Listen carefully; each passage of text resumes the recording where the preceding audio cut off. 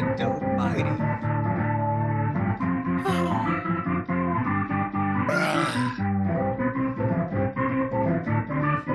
And now you're just flogging us.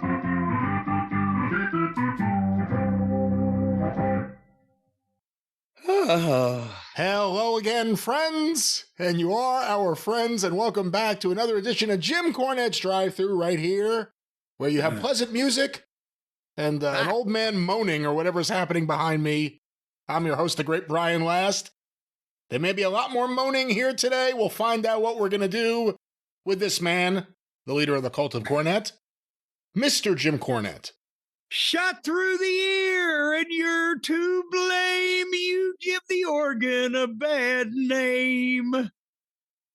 Oh, that hurt my ear too. That's not nice. I have just got through and finished telling you, just moments before we went on the air, that this cold weather, the medicine I'm taking for my bad ear, I think is making it worse.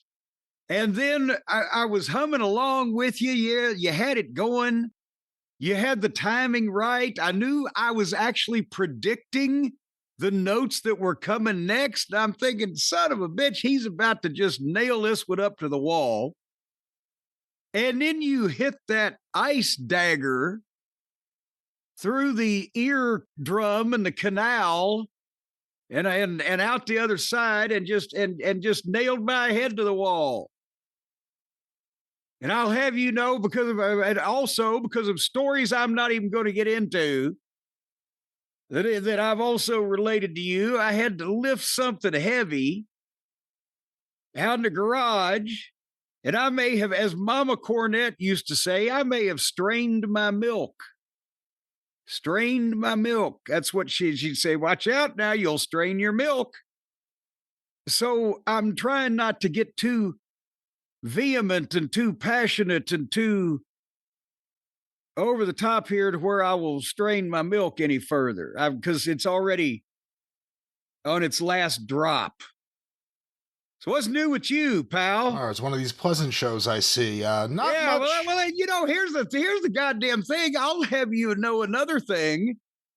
If the people are tuned in now, if you're hearing this show when it debuts, and in the previous 48 hours or so or whatever, some major wrestling personality has dove out of a helicopter naked, screaming into a fucking empty swimming pool, we're not going to talk about it because we are recording this a few days ahead of our normal production schedule, for the simple fact we've found out that you and I, in combination with our advanced ages and bad weather and extended families, cannot just sit down here every 36 to 48 hours and do this just on a fucking regular basis all year long.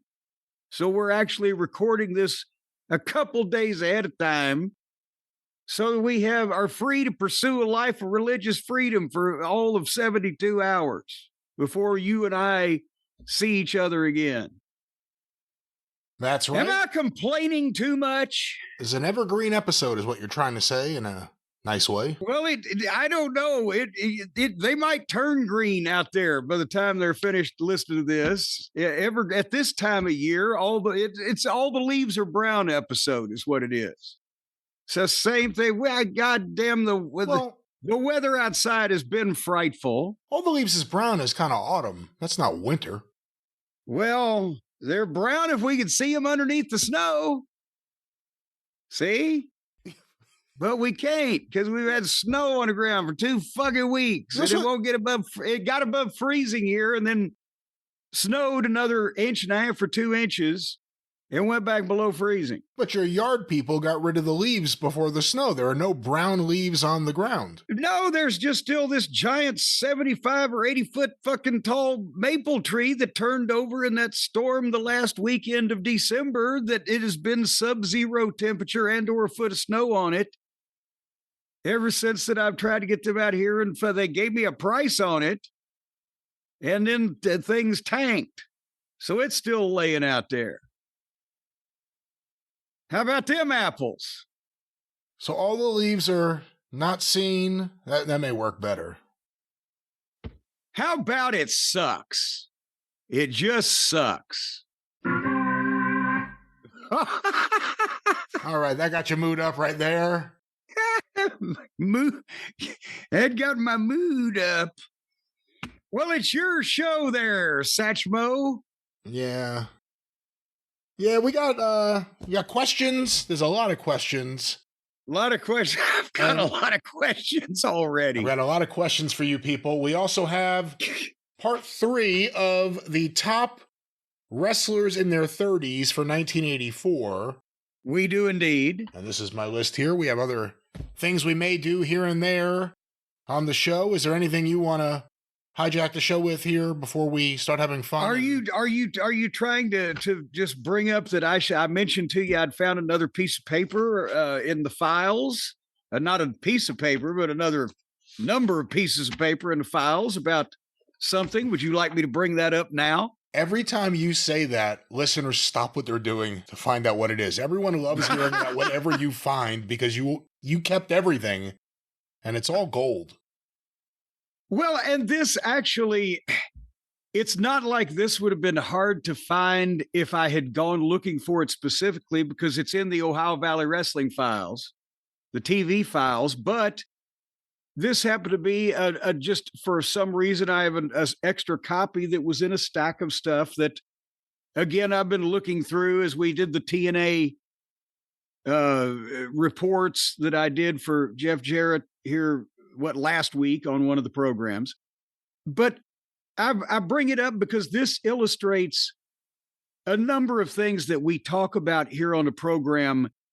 When I say either who's the producer of this match, who's the agent, whatever, it was agent before it was producer, right? The agent of the match. But it's who's overseeing this match, who's helping lay it out.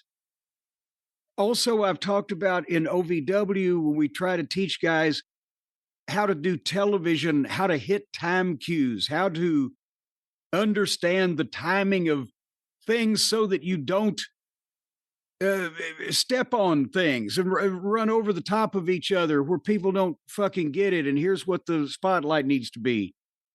And how that we laid out the television. There's a 1-hour show, except when we did the 2-hour specials. To keep moving and spotlight the guys and the issues, because that's what we were trying to train the talent was. You're working in a territory, and this was the things that we did on television as angles to build for the big match at the arena, wherever it may have been, that type of thing. So this illustrates it because I've spoken highly of Doug Basham in the past, who was working as Machine. Brian, I don't know if you saw a bunch of this stuff or not.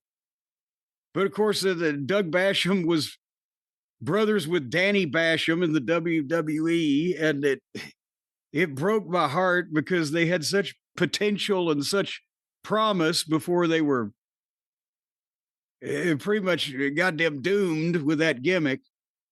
But nevertheless, Doug Basham, Machine, was the leader of the revolution in OVW. And he had the heels like the Damager and his girl Nikita and Rob Conway, the Iron Man, and all the top heels were in his group. And Nick Dinsmore was the top babyface, local hometown guy. Had been there since the beginning of OVW. He was the OVW champion. And also he was the leader of the alliance of baby faces like Blueprint Matt Morgan and Thrill Seeker Johnny Jeter. And the other guys that wanted to do things the right way. And the whole premise of these guys and their story and their angles was that whoever was the OVW champion or the top group and was in all the main events would get the big matches with the WWE guys that came to the Gardens or Six Flags or television, and maybe get the big contracts to go to national television. And these guys are going to cheat to do it, and these guys are going to represent OVW the right way and do it. And Could it be any more simple than that? Everybody could understand that. Are you with me? Very simple, yeah. Okay, so since that's what we built around, when we had a big OVW championship match on television, we had built to that, and that was also to lead to other things, as I believe this was to lead to our series in Six Flags that year or whatever. But it's a 2 out of 3 fall OVW championship match on television between Nick Dinsmore, the champion, and Doug Basham, Machine, the challenger. No disqualification, don't need any stipulations, just the titles on the line on television, 2 out of 3. And I'm going to read you, and you can stop me whenever you want. If I'm not giving you this in English, because this was the way that I wrote notes to give to the boys for finishes, right? But so don't let me run off and leave you. But I've said before, these guys are still in wrestling school, in effect. They're in the developmental training program, even though they are the standouts, the best of what we got. I want to make sure that they don't shit to bed on television. I'm giving them a framework to do their shit. I'm not telling them every move to make. This is the fucking story of the match and or the timing that we want to get it in on television. We have to take commercial breaks at this point or that point. So that's things they're going to need to know, because we're live to tape. Same thing as Raw is live to live, right? So these are the things that the guys in OVW had to master. So we do the introductions, Machine music, entrance with Nikita, Dinsmore music, entrance, big in-ring intro, referee shows off the belt, hands it out. Ding, ding, they know they've got 5 minutes to the break. So I tell them a good wrestling segment, trade the advantage, back and forth, all good, sharp work, but it's important also to do several good spots in this segment, just not too fast. Don't start so slow you tell them that you're going the rest of the show, but at the same time, you've got a ways to go. Doug, be rough, but don't be afraid to try to out-wrestle Nick, because that is their gimmick, that they were both the top 2 students of Nightmare Danny Davis, who founded OVW. And part of the deal was they wanted to be able to be proven to be able to out-wrestle each other. So it wasn't like you've got one guy punching and kicking, whatever the fuck. And I said, we'll pick a spot to go to the break for 2 minutes after your 5. And the referee had very primitive IFB at this point going on. So we could tell them, okay, 2 minutes to break, 1 minute to break, 30 seconds to break, whatever.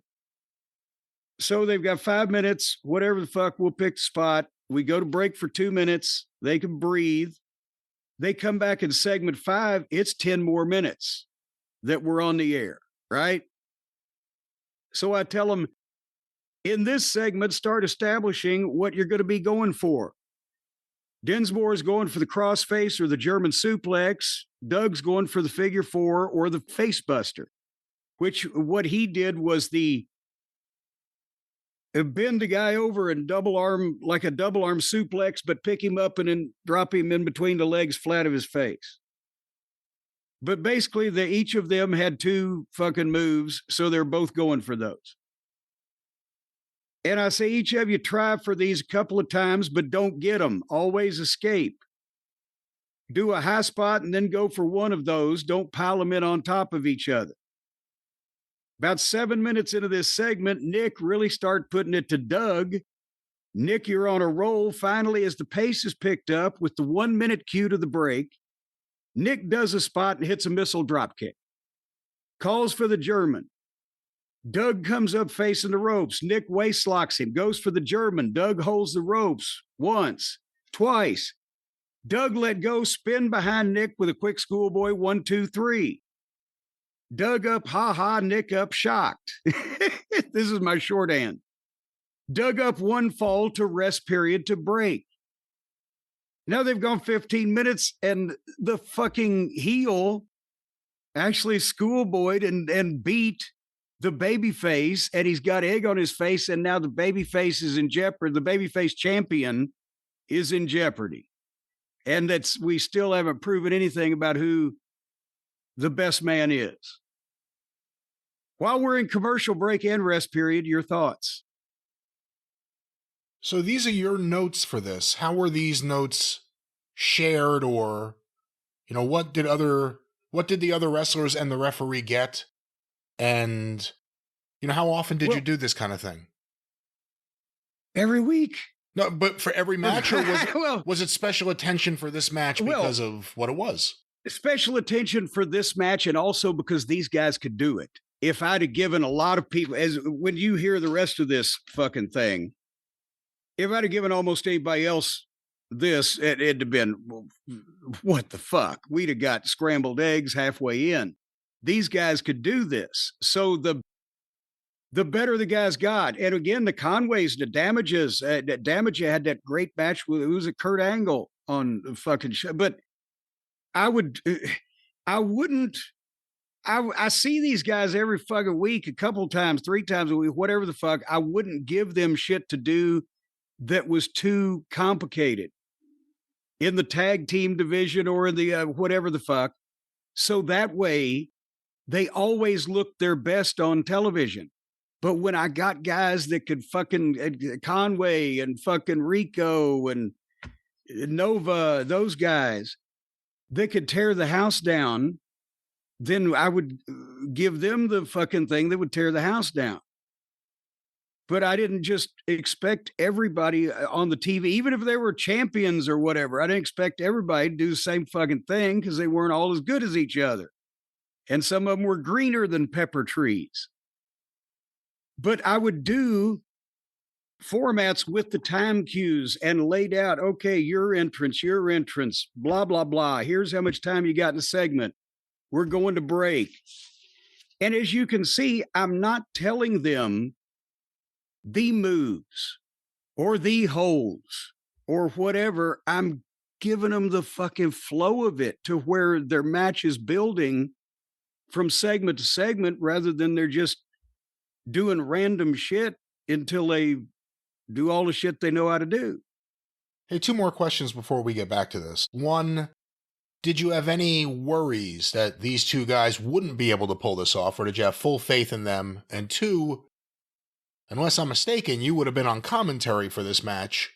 Yes. Is it difficult, whether it's these 2 or anything else, to lay something out and be someone who thinks about it and invests in it, and then you're not in the back, you're actually on commentary, so if things don't go right, I'm completely helpless. Yeah, you just have to go with it.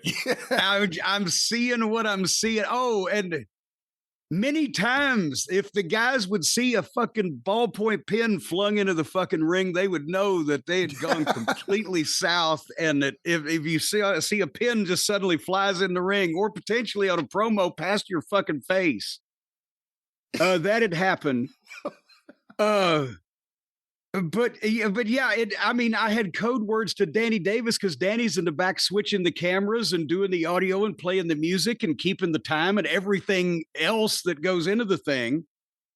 And I had code words that I could give to him on camera switches or things of that nature. But once they were, and I could tell him, or I couldn't tell him to tell the referee, but sometimes he's telling the referee to tell them something and they don't know what the fuck. But not in this case. In this one is what I'm saying. Yes, I had confidence in these guys. Anything can happen, but this, at the time of what we were doing, and this is the reason why I have copies of this, because this is one of our best deals we did. They nailed it and everybody involved in it. But I would do something like this for every segment of every TV show we did 52 weeks a year for the guys in writing, because I would have these notes and I would give them, you asked how I gave it out. Anybody involved in this piece of business would get these notes. I would go over them in a group with everybody. If anybody had an idea, oh, can I not do the backdrop? Can I do the drop kick or whatever? Of course, whatever the fuck, right? And then this would be their reminder because I had everybody else's segment to lay out, and then I was out there announcing for the entire show. So nobody could ask me a question except in a commercial break when they would send one of the referees out scurrying, go, yeah, tell me about that, too. Isn't any wonder I had a nervous fucking breakdown? Who was your most trusted guy in the back? Obviously, if Danny Davis is running the production, you can't really count on him to handle anything else. Was there someone in the back that you had that you trusted to do whatever it was? Change a finish? Referee whatever. Robert Briscoe. Referee Robert Briscoe, in the early days and on average. Now, there was a lot of times where we had, especially in the later years, a WWE trainer or a Tom Pritchard or a Lance Storm or, fill in the blank. And in that case, then they could actually answer some fucking basic question that a guy might have. But if it's out there live going on, you said they were helpless too. But anyway, that's how I would give them the notes. I would go over it with them all verbally and make sure everybody said they understood it, didn't have any questions. And then these notes they could refer to because once I was gone, right? So anyway, so now we have left the match with the heel up one fall, but nobody's selling anything because it was a quick schoolboy on a reversal. Everybody's fucking fine. And we're in commercial for 2 minutes, but we come back after the 1 minute rest period. So we're coming up. And I always tried to make sure whatever show I was producing, if it was Ohio Valley Wrestling, if it was a TNA show, I was in the truck. If it's Ring of Honor, I'm in the truck. When we come back from commercial break, I want them to be in a spot, in motion, preferably in a running. If they've been in a chin lock, getting their breath for 2 minutes, then 10 seconds before we come back up, I want the referee tell them start fighting up and throwing elbows. And then the guy that starts fighting up and throwing elbows. And by the time he starts running and hitting the ropes for the tackle, that's when we come up. And then the fucking announcer can say, Brian hits the ropes and comes back, but Jim with the knee. We are back, ladies and gentlemen, and continuing in this match has been the problem with the Zabadaba Fernmestap. And then it's not like just, there they are in the middle of the ring in a goddamn hole, and we're giving you a sweeping shot of the crowd that you don't care how many there are there because you ain't getting paid on it. You see what I'm saying? Yeah. Or did I put you to sleep already? No, I'm entranced listening to you. This is great. You're taking notes. Okay, so anyway, we come up, we're in a spot, and Nick is looking good, the baby face, who's now fighting from underneath, 1-0-1. After Doug bumps, Nick starts again going for the crossface. After a couple minutes of looking good for Nick, Doug somehow clips Nick's bad knee and starts working the leg, including the scissor drop. He did a nice little leg scissor drop thing. I can't explain it. But nevertheless, we know because of on the programming and in real life, Dinsmore had knee surgery not so long ago at this point, right? So now the heel's going for the surgically repaired knee of the babyface. And I go back. Doug works the leg. Nick fighting back. Tries to get the figure 4 a couple of times, but gets kicked off, small packaged, etc. At the 5-minute cue, and now this 5-minute cue, instead of a 3 minutes left or 4 minutes left or 6 minutes left, when you're getting a 5-minute cue to go into your goddamn finish for this thing, for this fall in this case, or this segment or whatever. At the 5-minute cue, he finally gets it in the middle of the ring, the figure 4 on poor Nick Dinsmore. And Nick fights for the ropes, but he can't get them. So he fights and turns and reverses Doug. And now he's pressing the figure 4. And Doug gets out of it and fucking limps off, but hops back on Nick. and starts kicking his ass and shoots Nick off, goes for the clothesline. Nick ducks and spins behind, waist lock, goes for the German. Doug grabs the ropes, blocks the German. Same thing that they were doing before. Nick lets go of the goddamn German and does the fucking slap back nail rake on Doug's back. And that's when Doug goes, ah, and lets go. And Nick Germans him 1, 2, 3. And now they're tied one fall apiece. Nick is still selling the ass whipping that he's been getting. But Doug, again, the heel, is up and he's shocked and he's fucking, what the fuck? God damn it. So now they're 1-1, but the babyface is still showing the effects. And that's why, because we're not going to break yet. Because the rest period starts. 1 minute, but Nikita, Doug's girl, jumps up on the apron to draw referee Robert Briscoe. At that point, Doug spins out, grabs Nick's leg, and pulls him out to the apron and starts working on the leg, the crank on the apron of the knee, right? Until Briscoe turns around and catches him.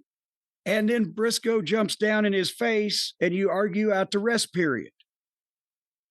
So just that bit of business, Brian, back to the notes in a second. But again, in the brief 1 minute rest period, the heel can't just go over there and get on the goddamn babyface in front of the referee, because then the referee has to get him off and they got a minute. The heel manager buys 10, 15 seconds drawing the referee. Then the fucking damage is done. And then the referee can assert himself by getting the heel off the babyface and tying him up for 30 seconds. And then the heel jumps in.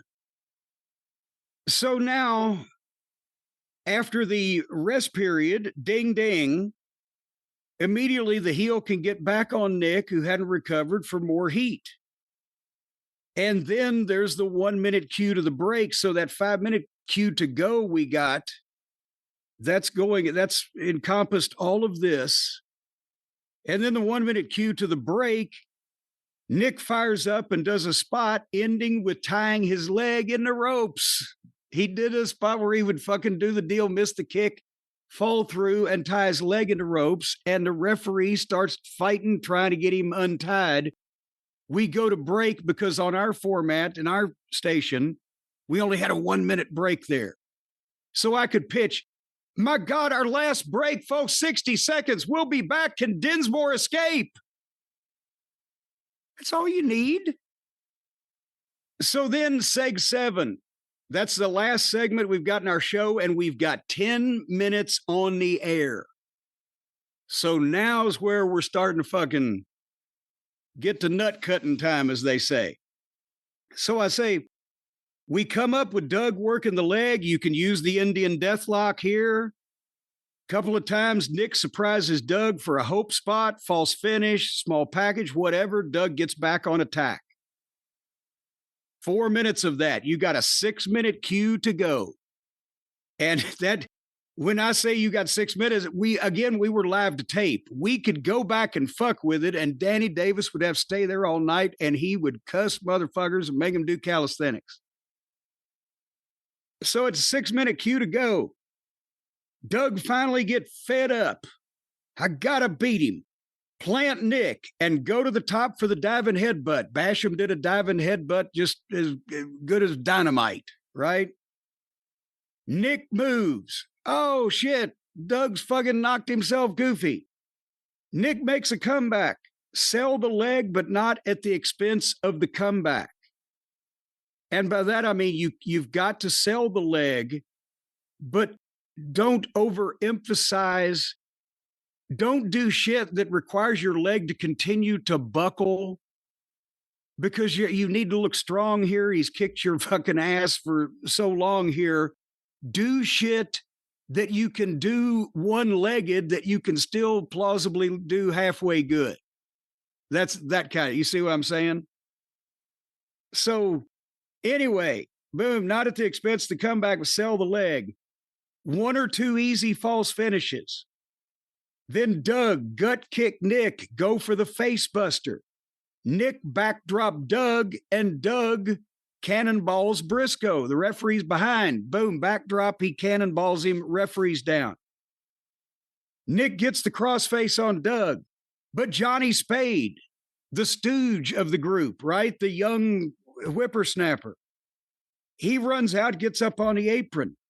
Nick rolls up out of the crossface, nails Spade, runs him down the apron into the turnbuckle and off to the floor. Nikita, who you'll recall is Doug's female valet. Nikita rolls in, but Nick turns and sees her, grabs her, and scoop slams her. She took a wonderful slam, and the fucking place roared. You could do that back then. Nikita rolls to the floor. Doug grabs Nick from behind with a surprise roll-up, and his referee is rolling over because, again, we didn't leave the goddamn referee lifeless in the ring for minutes at a time. And I always told the guys, once you've bumped the referee, the clock is ticking. You can get away with a lot of shit the next 10 or 15 seconds if it's done properly before the fans start really getting pissed at the referee or wondering why, in any event, they can't get somebody else out there to get this guy's dead. Can we call an ambulance? Whatever, right? Yeah. You're heels trying to get away when with something when the referee is down. It's like you're in the act of robbing a bank. Don't you want to leave as quickly as possible with what money you can get? So that's the urgency that I told the heels to impart shit like this. So boom, the referee's been down, but in time for all this shit to take place. Then Briscoe rolls over and counts on that surprise roll up the heels got. 1, 2, Nick kicks. Dug up bullshit. Nails Nick, shoots him off, goes for a clothesline. Nick ducks and grabs Doug from behind and snatches the crossface. Now here comes the Damager. Says Damager to ringside, who's obviously on Doug's side. Briscoe goes to him. Nick lets go and baseball slides into Damager. The drop kick, boom, knocks him down on the floor. Here comes Matt Morgan. Gets on Damager. They fight out the side door. Nick goes back to Doug. But Doug blinds Nick. Boom, goes to the eyes, snatches his own crossface. But at about 10 or 15 seconds, Nick gets a rope break. Now Doug is more bullshit. Rob Conway to ringside, holding the black glove behind his back and waving to Doug. Because Iron Man Rob Conway used the loaded black glove a la Ted DiBiase, right? So everybody knows what's going on with his fucking glove. So Doug comes toward Rob, but Johnny Jeter flies into Conway. Rob drops the glove. Jeter and Rob fight back through the fucking entranceway. And with Jeter on Rob, Doug is shocked. Nick hits Doug with the fucking surprise roll up from behind. Referee goes to count. 1, 2.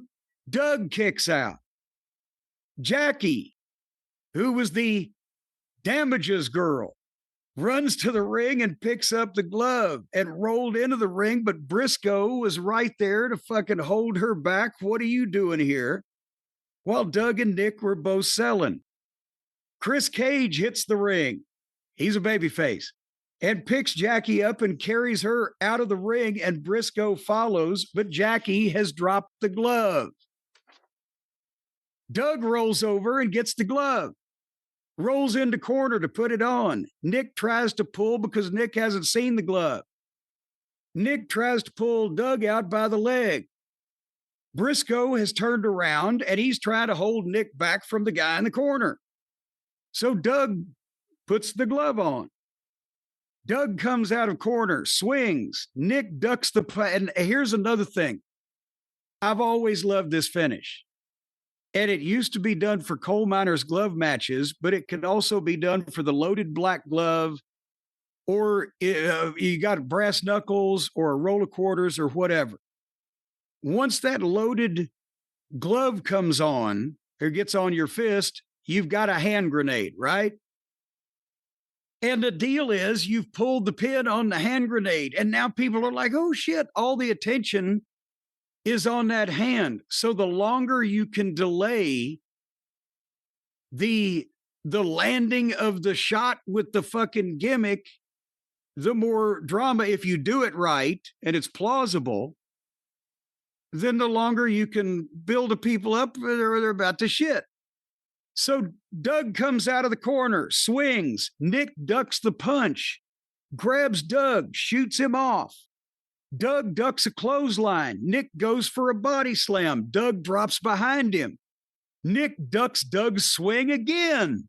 Ass bumps Doug into the ropes. Doug comes off the ropes with the big right as he spins into it with the glove, nails Nick one time, boom. And it's the same momentum, falls on top of him. 1, 2, 3 with his hand with the glove underneath him.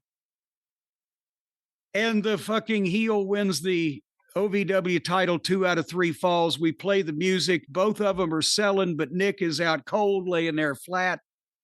Briscoe hands Doug the belt. He's never seen the fucking glove because he wore all black leather anyway.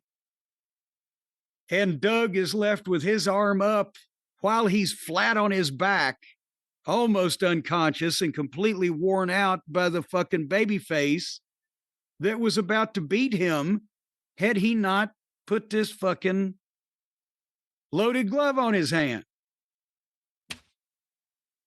We'll see you next week, folks. And that's the way you go off the air. That's an example of we would teach the guys how to hit their time cues, how to build the match, how to, make a point. And now we want to see when we get to the arena, we want to see Dinsmore get another fucking chance. And that's why all these other guys are going to have to be handcuffed to a goddamn brick wall or whatever the stipulation is. Does that make any sense? Were you happy with the way it came out? Yes, this was one of our better shows. And I mean, I haven't watched it in years and years and years. So I would imagine that there's probably something at some point. I'm like, oh shit, he tore the seat of his pants or whatever. But overall, I remember this was one of our better programs.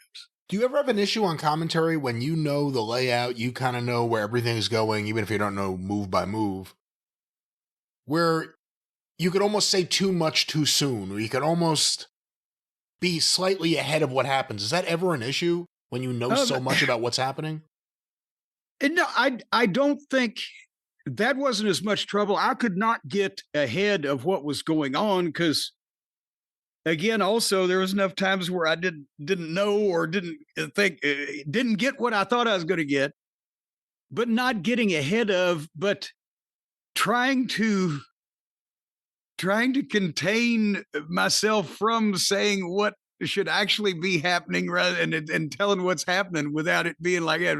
I think one time I said, folks, I don't really know what's going on here to tell you here in this match. They've just lost complete control. Maybe we just, the referee needs to, I don't know.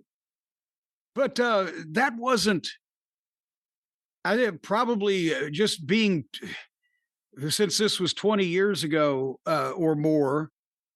More, yeah. Overall, just being too fucking energetic sometimes, I think was my biggest problem. But I've got 5.5 minutes after the introductions when the bell rings to the fucking break to sell whoever's in this 5.5 minute segment, what they're doing and who they are and whatever. So I did get wordy.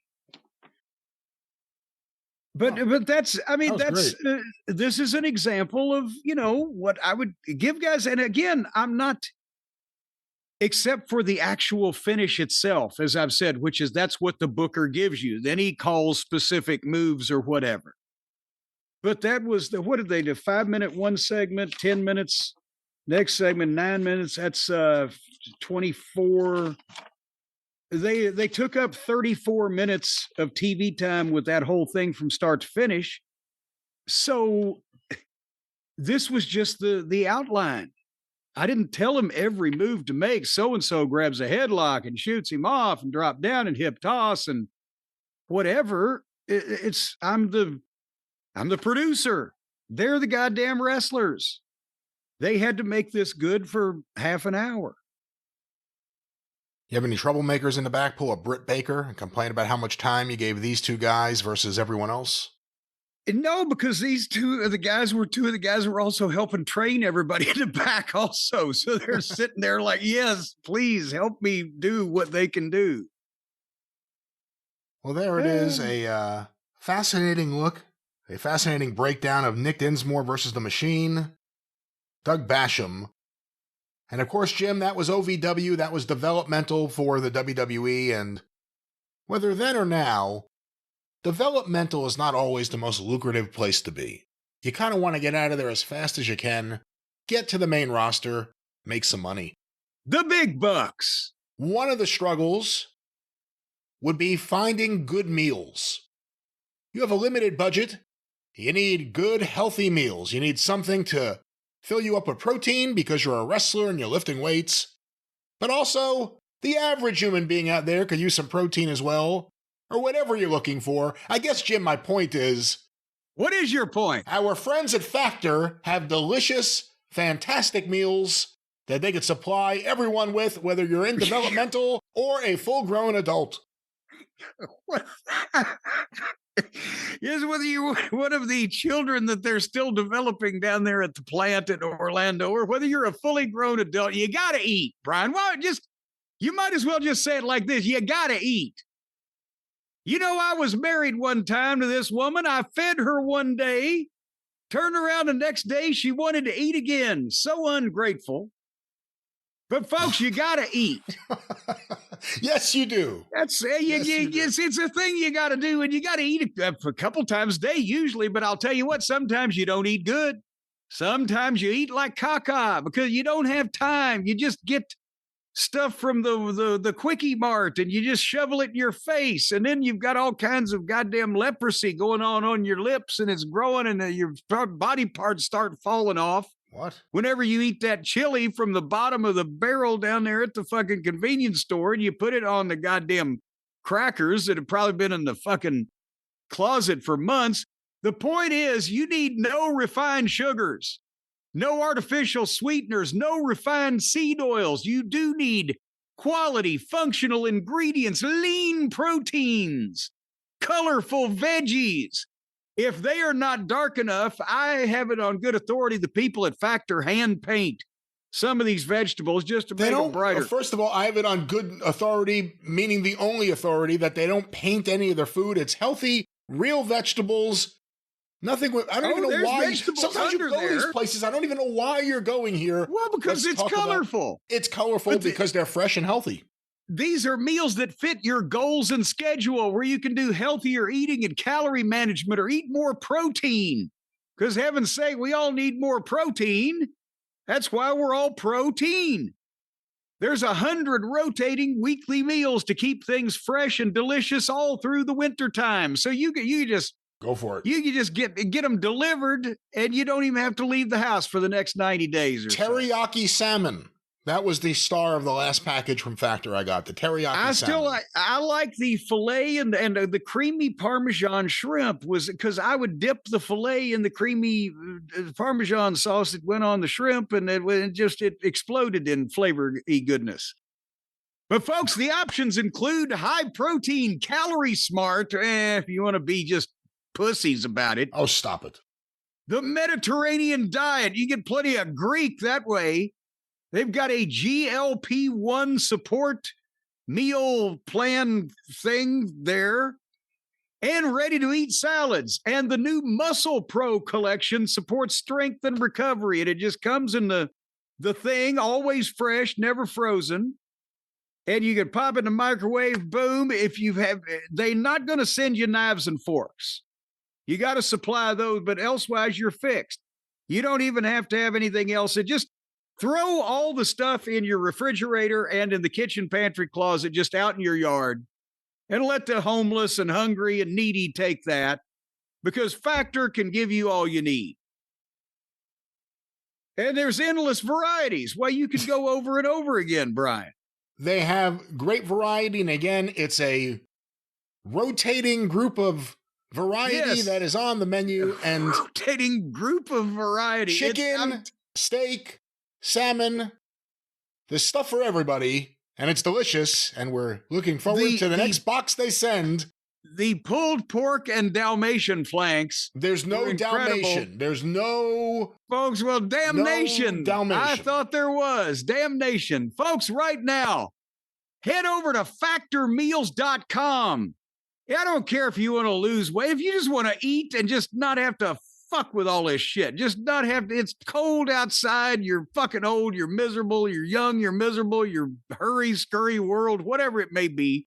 Stick his shit in the microwave, heat it up, and eat it. It's good for you instead of the half-ass effort you're going to make. Factormeals.com/JCE50OFF and use the code JCE50OFF, and you're going to get 50% off your first order, half, and free breakfast. I see I'm going to strain my milk again. And free breakfast for 1 year on top of that. Eat like a pro this month with Factor. New subscribers only, varies by plan. One free breakfast item per box for 1 year while your subscription is in effect. Factormeals.com/JCE50OFF. Half off. So even if it sucked, it's worth half off, and then you're going to like it. But it doesn't. It's actually delicious. Well, that's what I'm saying. So, yes. You know, how are you losing in this? What are you going to pay for substandard food from, again, the local convenience store, maybe that gas station in Texarkana that we had that goddamn explosive diarrhea from that fucking barbecue sauce one time? Right. Well, let's get back here on track once again, Jim. What I believe you were saying was factormeals.com/JCE50OFF. For a great deal. Once again, try the teriyaki salmon. That's my personal recommendation. Well, thank you, old Batali, Mario Batali. All right, Jim. Let's scurry on over to the rest of the show here. I got a question that was sent in to CornyDriveThru@gmail.com from Kevin in Mission Viejo, California. With AJ Styles losing his retirement match, I was wondering where Jim would rank AJ among the all-time greats of the business. Oh, Jesus. Now you're going to have to get me to among the all-time greats of the last 125 years of the business. How can I win? Answering a question like that without sounding like I'm taking the piss out of AJ. To be fair, I added all time. He just wrote greats, but as I was reading it, I decided to add all time, but he wrote greats. Okay, well, now of the greats of the, and then what period is there? Here's the AJ and we've talked about, he's a phenomenal talent, not to do a pun there, but we've just been talking about when we talked about his match at the Rumble. He's in great shape still for this. You know, as long as he's been in the business, and he's technically in the ring, he's so brilliant, and he's been used at a high level. I've never, and I would say this to him, I've never thought that he was, and he would probably agree with me.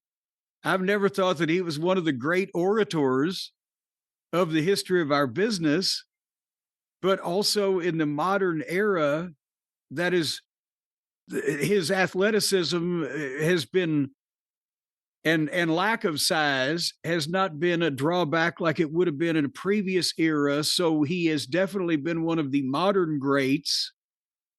Would he have been one of the all-time greats? We don't know.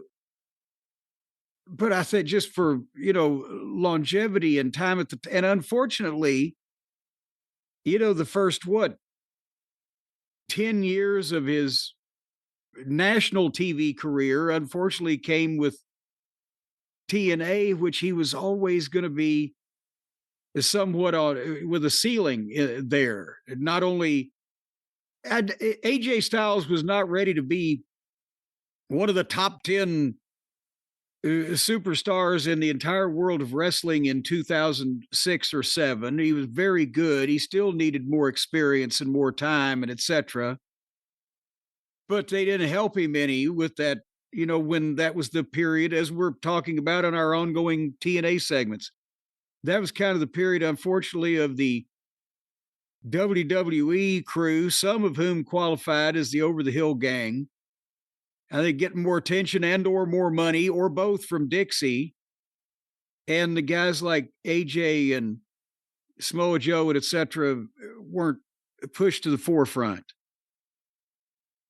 But having said that, of modern times, he's not been the guy, the Cena or the Rock or the top fellow in terms of the marketing of the company, but he's been a couple of time champion and they've used him at a main event level. So I think probably, but at the same time, Brian, as we've said for the last couple of years, it may be that he's seen this as kind of the time to bow out gracefully while still a major in-ring star than just, oh, AJ's still around. You get tired after a while, right? Yeah, I mean, he's had a long run. He's been in WWE a while now. Which look do you like better for him? The long hair, facial hair look now, the Billy Ray Cyrus on the gas? Or the way he looked throughout the majority of his time in TNA?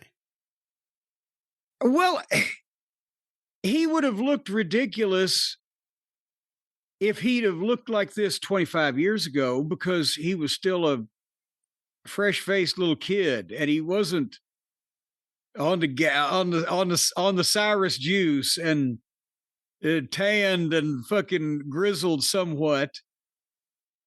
I think, I mean, he looks better now, but I'm not saying that that he should have looked like this 20 years ago either. Does that make sense?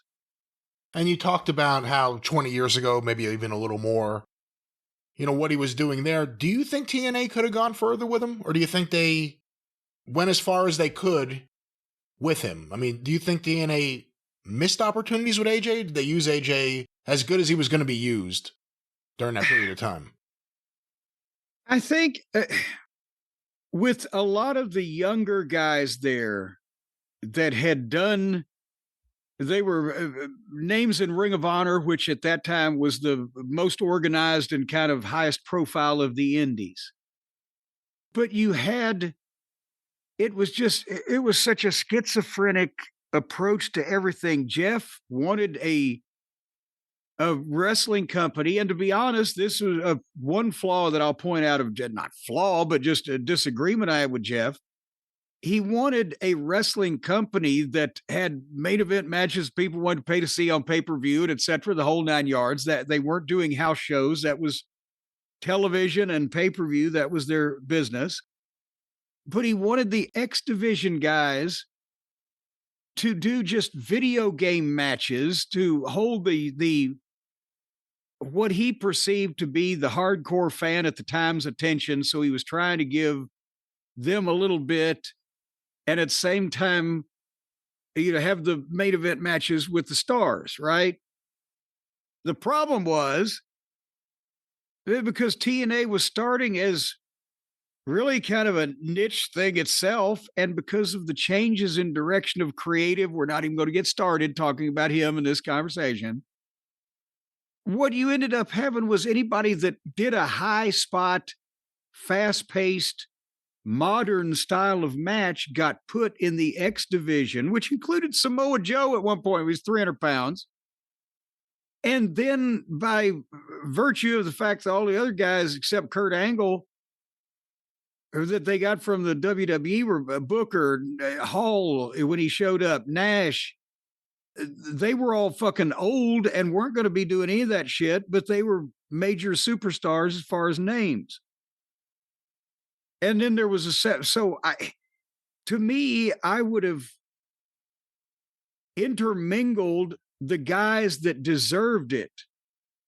The Robert Roods, the Samoa Joes, the Christopher Daniels and or AJ Styles, with the name talent that they had more. And if the name talent said to these guys, well, they can't work because they do indie or whatever, well, then teach them.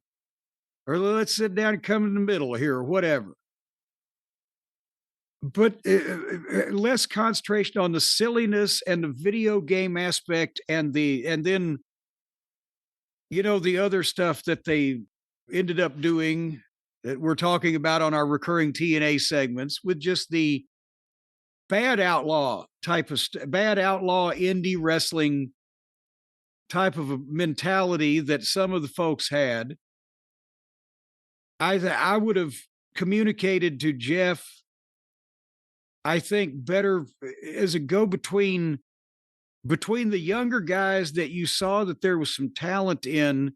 If I could have dealt with him directly as far as it being left to the mercy of the creative meetings where one dipshit in particular had such creative ideas for everybody, then maybe they could have done more with several of those guys than they did earlier than they did. They eventually did, but it took way longer than it needed to. So as far as his place, you would say one of the best in-ring workers of his generation. Yes, that would easily be a statement to make. Quick question. You brought up Jeff Jarrett before. Do you think Jeff Jarrett would be thought of differently today if he, the entire time he ran TNA, was not the top guy in TNA or one of the top guys or the guy pushed Triple H style almost for TNA? Would people see him differently today if he had wrestled and not pushed himself that hard, or if he wasn't on those shows at all and was just producing them? And I understand the philosophy behind putting the belt on the person who has the company because you don't have to worry about him leaving or anything. Right. Same question. Well, therein is the first 5 years. When did they start? 2002? The first 5 years, I can understand why Jeff revolved the belt around himself and or put himself on top, because if you go back and look at the talent roster, as far as a national name, as far as a guy that could work and could lead a match, that had experience, as far as somebody that wouldn't walk out on himself or hold himself up for more money or take another deal or whatever. And remember when Hulk Hogan did an angle with him and then stood him up, never made the appearance? Yeah. The first 5 years but then when they did an angle in Tokyo, I think, right? Wasn't it like yes, after a in Tokyo Japan. show? Yeah. And Hogan was supposed to work a big show for him. And so Jeff got to hit him over the head with the guitar, and then Hogan never came to fucking work for him. Because Hogan did that angle so Vince would give him more money to do something that he was wanting to do. But nevertheless, but then after 2007 or 2006, Kurt Angle came in.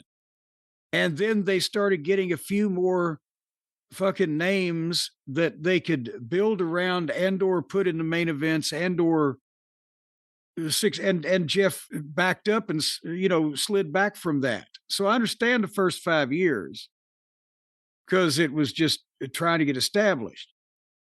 But what I think he would be looked back on more favorably is if the fucking product had been better.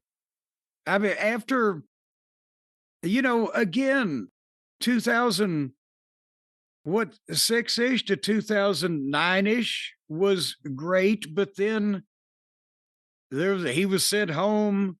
Then they did the whole Hogan and Bischoff thing. If TNA had built on that 2006, 7, 8, 9, when people were starting to like it and starting to, and Jeff has backed up, and now here's this other stuff going on. If it hadn't all gone to shit, I think and he was just sitting in a truck, I think they would remember him much more fondly. But because they remember it now as, he pushed himself on top until they went out of business type of thing. And that actually wasn't the case. Jim, our next question was sent to CornyDriveThru@gmail.com. This is from Will. My question is, how big of a star do you think Kerry Von Erich could have been had he not had the substance issues he had. I personally feel that if he was 100% clean, there's no reason he couldn't have been a big star. Well, he was a big star. You can't say. I was about to say he was already a major star. The question is, could he have been the Hulk Hogan level type of? Kerry is one of the guys that Vince wanted that he didn't get until it was late and he had kind of buyer's remorse on him at that point. But in the early days that Vince started the national, before really Vince started the national expansion, when he got the USA Network All-American Wrestling slot, part of the deal that he was doing was he wasn't just showing his WWF tapes and stars and matches on the show. He was spotlighting different promotions, and he'd even called the promoters and said, "Yeah, I've got the national show. I'll put your guys' top guys on so they can get them over too." And it was like his shopping list. Remember, Brian, of everybody that he actually wanted to steal in the upcoming months when he started acknowledging that he was going to steal everybody. Yep. So anyway, that's what Kerry was the only one he didn't get then. Was there anybody else that he featured in 1983 on that cable show? Oh, yeah. That he didn't get? No, that he didn't get besides Kerry. Yeah, I think he may have had Flair on the USA Network show All-American Wrestling at one point. Okay. Maybe a few others, but yeah, he featured like JYD, various people from all over the place that would end up coming in within the next year and a half. So, and Kerry, not only did Vince love the bodybuilding look that Kerry had, which was, they were just starting to become a thing, bodybuilding looks in wrestling, but Kerry's was magnificent. And also he was the key to the Dallas, Texas market. And Vince from early on wanted Dallas and didn't get it for years to do big business for him. But he saw that as and the TV market. So Kerry, and as a baby face, because he was like the, teen idol of the goddamn 80s in wrestling. The problem, I think, Kerry would have never been the champion. And I'm sure Vince had met him a time or two, but Vince never spent a lot of time around Kerry personally, obviously in the early 80s, because he never went to work for him. But Kerry would not have been at the promo level that Vince would have wanted his top guy to be. It would have been a little bit better than putting a Texas version of Jimmy Snuka on the microphone as your champion. But Kerry was, I think, the Intercontinental title, which he ended up getting when he finally got there, 4 or 5 years later. 1990, yeah. A lot of reliance on the 45-second inset promos they used to do at the time that were, pre-taped, and you could get a number of cracks at it. Showcase his athleticism and his great smile rather than give him long soliloquies, that type of thing. The thing is, Kerry, had he not had his issues, would have gone for the money that Vince was willing to pay him in 1986 or even 85 when World Class was starting to dovetail. Would he have been able to turn that down then? If he had more clear grip on things, but would the offer even go to Kerry, or would it go to Fritz? Well, even when Kerry went in, wasn't Fritz involved in like putting the deal together? Well, but here's the thing: is if Kerry was clear-minded and was injury-free and hadn't, and that's another thing. The wreck may have been because the wreck contributed more to the downfall of Kerry's career than the substances, but the substances contributed to the wreck. So you see where it's a domino thing. So we can argue semantics.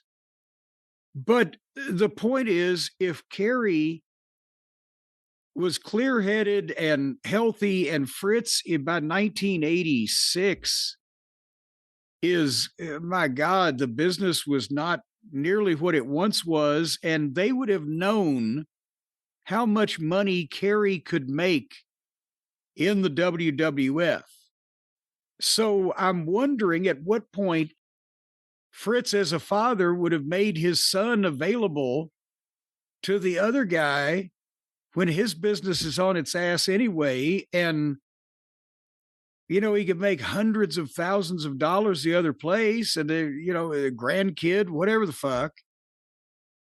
But by the time that Kerry got there after the wreck and the whole 9 yards and, everything, it just, he would have been a long-term secondary top baby face if he didn't have the issues and the wreck. I think that's one of the things I look to. The drug addiction, the drug abuse, whatever you want to call it, obviously caused a lot of personal downfall and affected at a certain point his bookings and the condition. There's a couple garden shows he worked where he looked zonked out. And if I think that, I'm sure Vince thought it too. But even if he never touched a drug ever, no disrespect to Kerry Von Erich, but he wasn't a Hulk Hogan or a Ric Flair mentally. I don't think. He was more, Vinnie Barbarino. Well, there you go, is that, he had great matches with those guys, but at the same time, he was so great athletically. I don't want to shortchange him. But think about this, though. We take it a step further. If he'd have gone earlier or just been not screwed up or whatever, he would have been a long-term guy on the babyface side, number 2 from the top or 3 from the top or whatever. But also during the Monday Night Wars, he would have been, fucking 35, 37? He was still younger than Nash and Hall, I think, right? Yes, he would have been the WCW World Champion. Because, they would have, and he would have been able to live in Texas and fucking whatever and work that schedule. And he'd have been on top on Nitro and making a fortune. So, the eventual heel turn. That would be the thing, the eventual Kerry Von Erich heel turn. Well, and that might have been good because remember, fucking David was great as a heel when they sent him to Florida to learn how to be a heel. Those are the only Kerry Von Erich heel appearances, actually. He sent in a promo video of him and I think Kevin posing next to their dad, and then Kerry went in there with feathers in his hair and everything for one of the tapings at the Sportatorium in Florida. But, so, I mean, he would have been working past the Attitude Era and only have been in his early 40s. What about a motivated Kevin Von Erich? What potential do you think he had? At a certain point, you could tell, even though he was still active for a few years, it just wasn't there. His physique changed. It probably got more healthier in the long run, but he certainly was more pumped up to a point, and then he kind of became more natural looking. And he didn't seem as motivated as he did when he was punching everyone in the face and kicking them in the face and everything, in 83, 84, 85. But what kind of potential do you think Kevin had? Because I'm a big fan of Kevin Von Erich during that period of time. Well, that's the thing. Kevin Von Erich was in amazing physical condition and had a unique style because of his unique physical conditioning, where he would just he was a big 200 plus pound guy, but almost no fucking body fat, and the barefoot fucking gimmick on those Texas fucking concrete floors and barns they wrestled in. And he was so wiry and had amazing muscular control and strength. He could do that. The leg scissors that's what he used as a finish on Georgia TV when they sent him over there to get some experience. He would hop up beside the guy and put a leg scissors around the guy's waist and do a sit-up with his hands free, literally holding himself in the air by the tension he was squeezing the guy with until the guy collapsed and fucking passed out. This is the goddamnest thing I've ever seen, but he's the only one who could get away with it. And he was a freak jumping off the ropes and all the shit. And the fucking claw worked for him anyway because of the tendons and the sinews. So athletically, and because of his unique style, even though he was carrying potatoes in every hand, he stood out as one of the best in the business. Kevin Von Erich as a personality only worked in Dallas because Kevin couldn't be anybody but I'm a good old Dallas, Texas born and bred son of Fritz Von Erich. That he had to be who he was. He couldn't be anybody else. Well, remember, he was in Georgia with a babyface Michael Hayes a couple of years before that. Well, but he could, it as a world class top main event guy, somebody, if he wanted to be a heel somewhere, I would think he could interject some little wise assness and have a manager. As a baby face, he was so athletic and good looking that he would get over, but he wouldn't be the top guy to talk him into the building in any other territory because he just had to be just Kevin. So in terms of potential, you don't actually... Potential of what? What was the question? Well, we're talking about Kerry Von Erich's potential, what he could have been if he would have been, I just said he would have been a goddamn superstar till past the Attitude Era. He would have been WCW World Champion. He would have made fucking millions. And then Kevin Von Erich, if he had been motivated to be what he was in 83, in 1987, 88, 89, whatever. Well, yeah, he, again, you know... He wouldn't have been the main event guy somewhere because like he was in Texas because it was part of it. He was the hometown boy, the Von Erich family. That part of thing made him a huge box office attraction. He would have been a very popular babyface in any territory, but he wouldn't have been the guy like he was in Dallas. Could they have worked as a tag team for Vince? The Von Erichs? Because again, in the magazine. Oh, yeah. Because he featured them in the magazine and was all about the family. And then obviously when David Von Erich died, he had Joe McHugh announce it on TV. They put up his image and everything. He really was making a hard play for Dallas. It has been said, Kevin Von Erich said that Vince offered Fritz to be his partner. I'm sure just in Dallas, not for the overall thing. But Vince remember like they did to Larry Madison in St. Louis and LaBelle in Los Angeles, or Stu in Calgary or whatever. Those usually didn't end well. Right. But if Vince had brought in the Von Erich, if David had lived, I mean, if you want to look at it that way, would Vince, if he did get them, bring them in as a group? Instead of just, here's Kerry, wouldn't have been, here's this family and Kerry is the breakout star of them? Well... I mean, if ifs and buts were fruits and nuts, we'd all have a picnic or whatever they say. Here's what I was going to say. Kevin and Kerry, Vince would not have used as a tag team because Vince would have seen the physique on Kerry and he's got to be a single. He's got to be a fucking, he's got to be a babyface superstar for me. He wouldn't have used him in a tag team because, as we know, Vince doesn't like tag team wrestling. The best, you couldn't have had Kevin and Kerry, but the best tag team amongst the brothers was David and Kevin. And they spent the most time teaming, and they were the best at it. And if he'd have had David and Kevin, he would have used them as a team. I don't believe he would have used either one of them as a single. Now, the question becomes, if he'd have gotten all three of them at the same time, I don't know, because that is something that never happened when you think about it to Vince McMahon before, because he would not want, he didn't want, well, with the Freebirds, maybe there was three of them, but he didn't want, that same he year, didn't want 84. guys to conflict with each other to the point where two of them, you got a tag team. One, in his opinion, is a bigger potential single star, but three guys, what would he have done with them back then? Because he didn't have 6-man tag team matches that often. I'm just, the Freebirds, because he wanted to do the rock and wrestling thing. And what the fuck? I don't know. Would he have made him just an interchangeable team?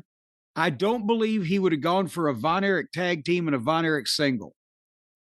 And then somebody would have got probably Kevin, to be honest, because David was better promo and Kerry had a better body.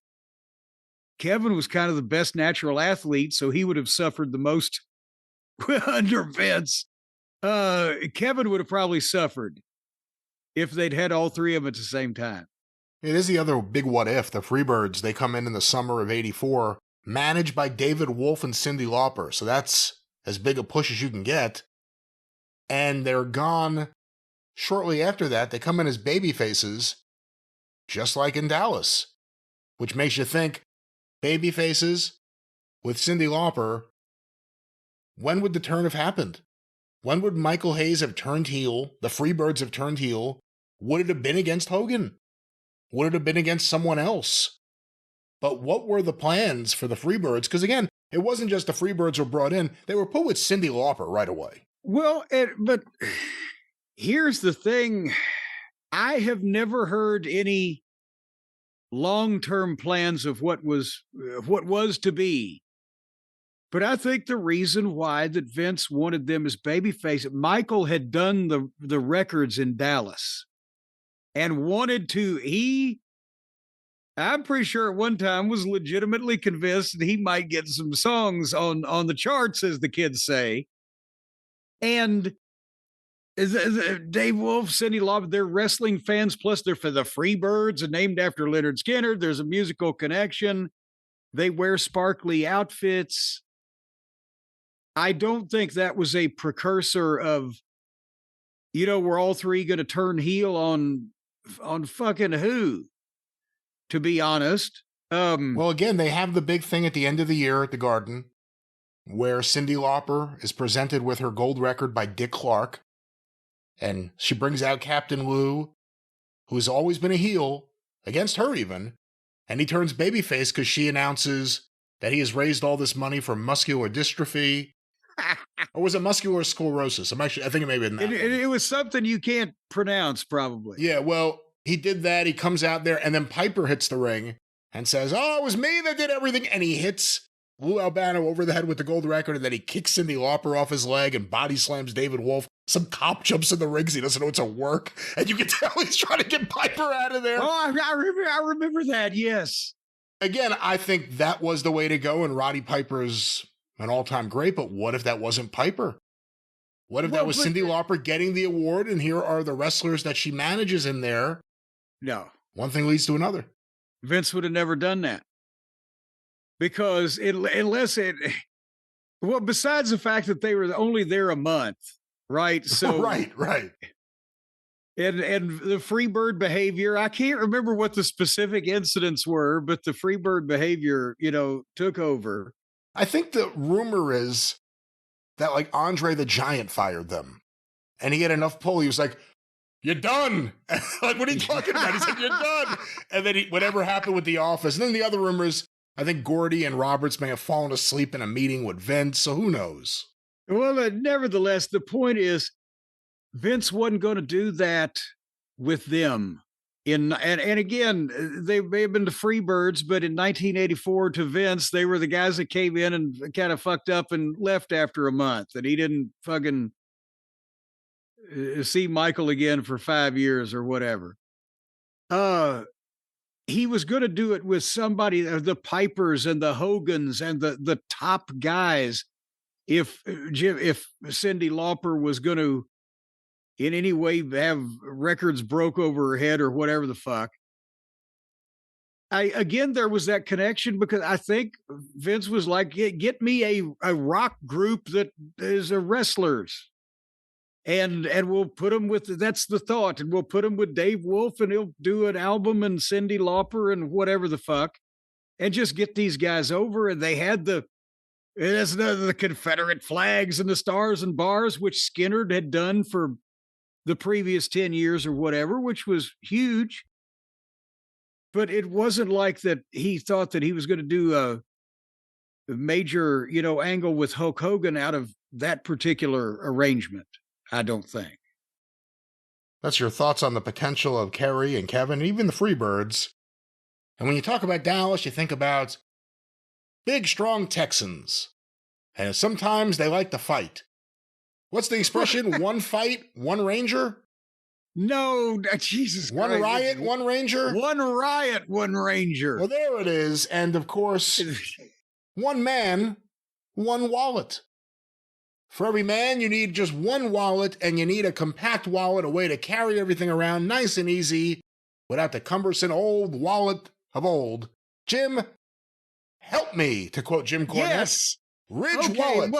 Well, but the Ridge wallet, folks, I'll tell you what, by cracky, they have done some different kind of shit. Have you heard about this now, that what's going on in the world of Ridge? The people that made you the wallet that also doubles as a pair of brass knuckles and an oriental fighting star and a prison pouch that you can pop up the old pooper just in case you need to carry something between the cheeks. Not one of those things is recommended. Not one. Not recommended. These are off one.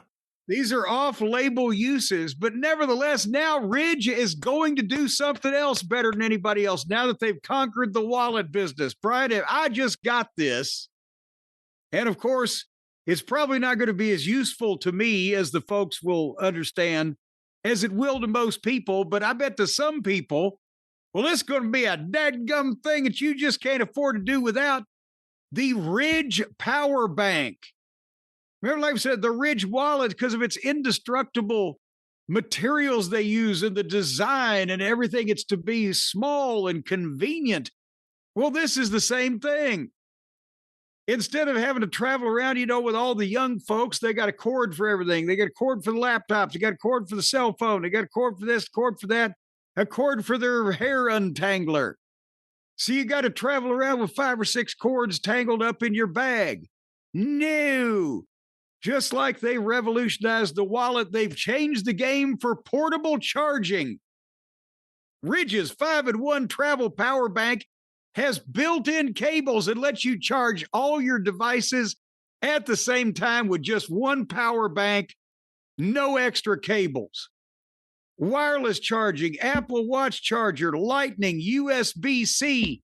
They've got these little nipple clamps that you just plug them in and boom, they give you the jolt. They don't have those. And they go right back in the box. Let's not list features they do not have nipple clamps, but this is a fine product. It arrived here, the magnetic power bank.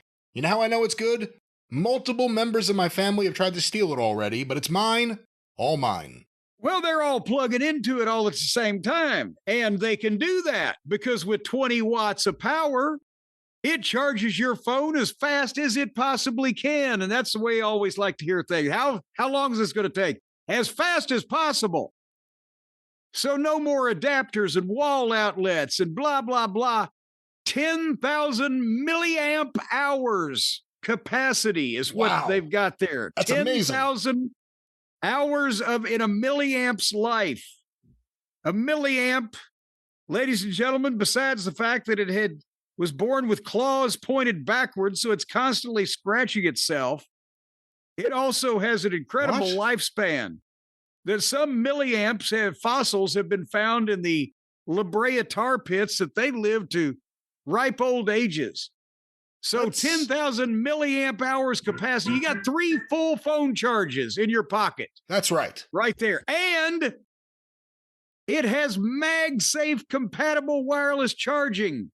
So you can keep it magnetically attached to the back of your iPhone if you want permanent extra juice. So you slap this thing on the back of your iPhone and hit that boom button right there.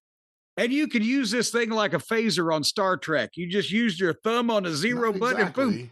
And you will fry a son of a bitch with a heat ray. Metaphorically, even metaphorically, that doesn't make sense. No, you will metaphorically, not. They're going to be, they just disappear in a glow like the aliens on the Invaders. Well, once again, no one wants to be away from home and not be able to power up their devices, their phone, whatever it may be. And the Ridge Power Bank, magnetic power bank, is a fine product. Yes. That can do all of this for you. And I understand, Jim, there's a great deal. Well, yes, it is. Available in matte olive, base camp orange, and matte black. I don't know what are these NXT names? The base camp people use, but boom, LED charge status indicator, integrated kickstand. And folks, again, right now, one thing to pack, 5 ways to power. You can find Ridge's power bank at Best Buy, or you can get 10% off right now. I'm doing what I'm telling you here. Go to ridge.com, RIDGE, ridge.com, and use the code JCE, and you're going to get 10% off. Again, ridge.com, promo code JCE. Tell them that we sent you, and you can plug it. Just sit this in the middle of your house. Just plug everybody into it. Even you like your grandmother's power wheelchair, you can just juice that thing up and then just tape the button down with duct tape and point it down the driveway. That's not a recommendation. And then you don't have to worry about grandma anymore. You should always worry about right and wrong and, of course, your family. But what you don't have to worry about is where you're going to get your power from the great people that bring you the Ridge wallet, the Ridge power bank. Jim, you know what they're the kings of? Oh, no. Money and power. Our friends at we Ridge, can go with that. They're the kings of money and power. Ridge.com. You can save 10% off of that money, and then you can have all of the power. Promo code JCE. Cramping my ribs. Ridge.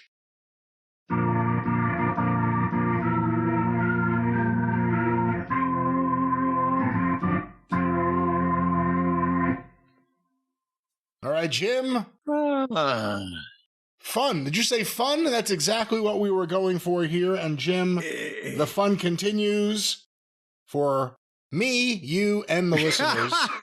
Fun till they take our show away. Well, what we're going to do before they take our show away is return to something we've done twice before, 2 different installments, trying to put together your list of the top 20 wrestlers in their 30s for 1984. Well, yes, we are. And yes, we have been. And yes, we were. And we are continuing to do that. And I was just looking over what we've done. So far, I've got like 20 something check marks of people that are supposed to, and we still got a bunch of names left. But again, for those of you who have been followed, we started off with the 20s because this whole thing was instigated by some wise ass on the internet doing a list of the 20 best wrestlers in their 20s today. And we said, Jesus Christ, that's it?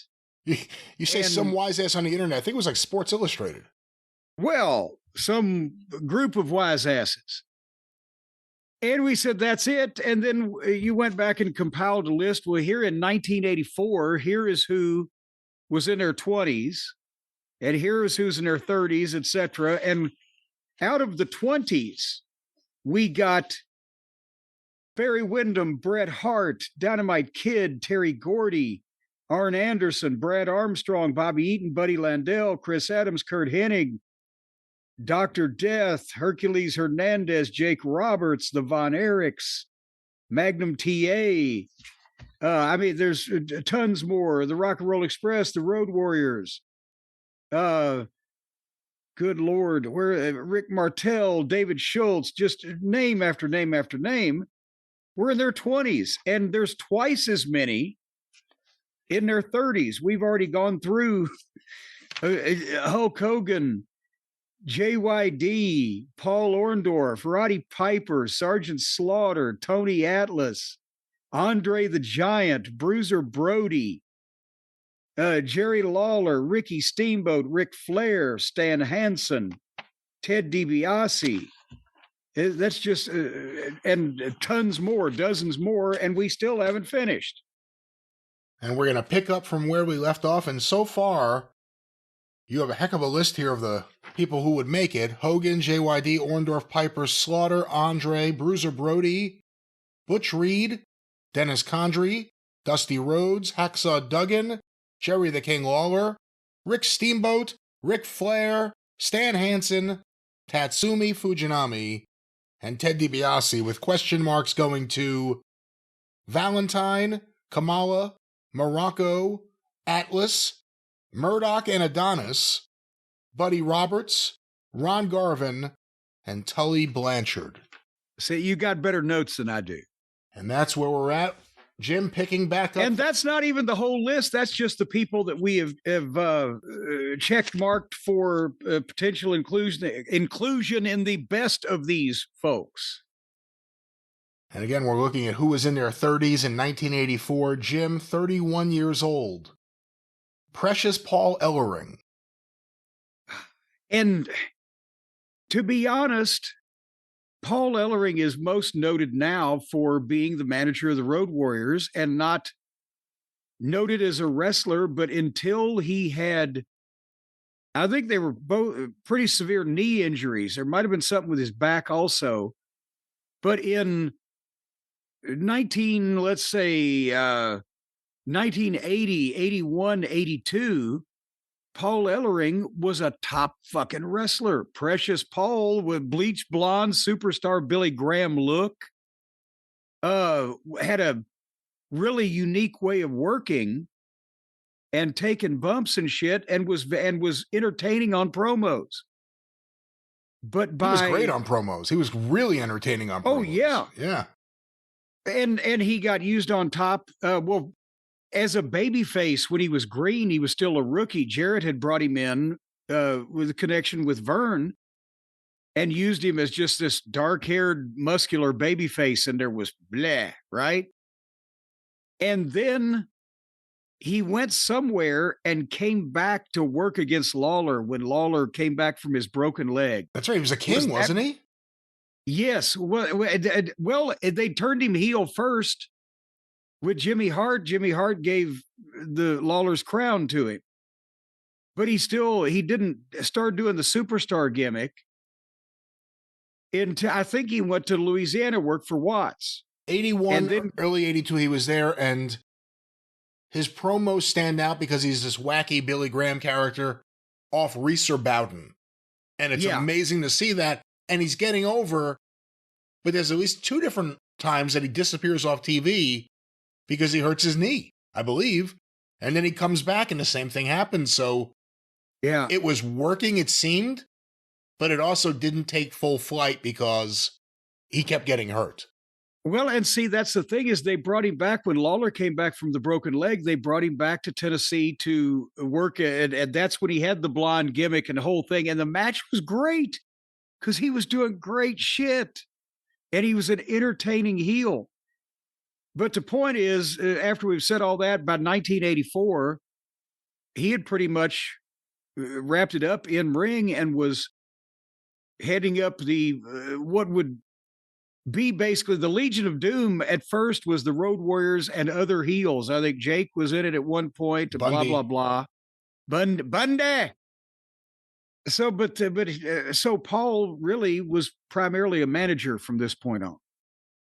Which version of Paul the manager do you like best? Do you like the kind of new wave, bleach blonde hair, early days of the Road Warriors manager, or the I'm going on a safari version from the late 80s? Or what's your favorite version of Paul Ellering?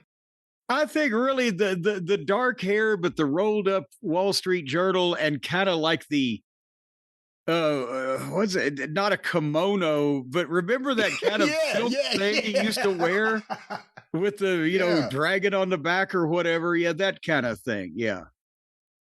So he's not on your list for this? Well, no, he can't be because he's fixing not to be a wrestler anymore. Jim, 31 in August. Stan Lane of the Fabulous Ones. And here's the problem. Because we gave Dennis the check mark because we gave both the Rock and Roll, both the Road Warriors, both the Midnight a check mark. Stan was not a member of the Midnight at this point, and while he was, the Fabs were a top team in 84, both Vern and the Tennessee territory. Stan Lane of the Fabs doesn't hang with this company. The Fabs didn't do what the Midnight did. So I can't in all good conscience give him the check here. Jim, the next one here is one of those guys that I was surprised when I found out how old he was years later. at 32 years old in October, Dan Spivey. And boy, at that point, he had really just started, right? Yeah. Because Dusty had seen something in 85-ish with Scott Hall and Danny Spivey and made them the tag team of the American Starship, Eagle and Coyote. And I think at one point had him under some kind of personal services contract. He was going to give him this big push and thought they'd get over great. I usually admire Dusty's evaluations, and on Hall, he was right, but I never saw what anybody saw in Danny Spivey. Just a big, clunky fucking guy. But having said that, he was nobody at this point because he wasn't even a member of the American Starship yet, or was he just barely in 84? I believe they were in 84. In Florida. Yeah, I think they did it in 84 for Crockett, and then... No, for Crockett in 84, yeah. And then 85 is when Scott Hall went to work for Fern. Yeah. So, yeah, no. Jim, 38 years old in September...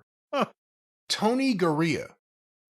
That's a surprise in the other direction. I can't believe Garea was ever that young. Tony Garea's day had pretty much passed at that point, and he was transitioning into agenting for Vince at that point, I would think, except for coasting on his name. Tony had spent most of his career up there working since Vince Sr. and was one of the middle card baby faces, the guy that would put over the guy that was going to fight the champion, co-holder of the tag team titles with numerous babyface partners. Like 5 times, yeah. Yeah, it was always used upper card, but not in the main events. And then... Great hair. Yeah, which he kept until, I don't know how old. Is Tony dead or is Tony still alive? I think he's still alive, and I think he still has his hair. Well, good. And how old would he be now? Hold on, let's do this math. He would be 80 this year. And Tony, very clean living, looked in good shape, very serious fellow. So I can think he's probably doing okay. But not on this list. That's one of the things as a kid that stood out about all the agents at the time. Whenever they would run out to like break up a fight or something, they all had interesting hairdos. Like Rene Goulet was out there with his do, and Garea's out there with his bouffant. Like everyone had their different thing, and they all stood out because of that. But Jim, 32 years old in November. Wow. Randy Macho Man Savage. I think we got to have a a check mark for him there, because 1984 is the year that he worked in Memphis, that they had made up with Jarrett, the Poffos, and he got the run with Lawler, and he put himself on a fucking map as not being just an outlaw guy and troublemaker. And he wasn't a troublemaker. And then by early 1985, that's when Jimmy went, Hart, to work for Vince. He's, yeah, you got Savage right down there, and boom. So at the end of 1983, Randy Savage was basically jobless, unemployed. His father's company was going out of business. As we found out, he got booked briefly in Mid-South Wrestling for Watts, but when Dundee got the booking position, that was quickly rescinded. And he ended up making up with Jarrett and doing the angle with Lawler, which was probably best for everybody, because not only did they do some business in Memphis, but also he was there to get over with Jimmy Hart, who was there to pitch him to Vince the next year. But in 18 months, he went from unemployed and pretty much penniless to being the next WWF champion. So 84 was his kind of year. It really was the breakout in a lot of ways. Jim turning 30 in December, so just making it in under the line. Lanny Poffo. And I mean, again, Lanny did the exact same thing as he went to work because he was already in Mid-South.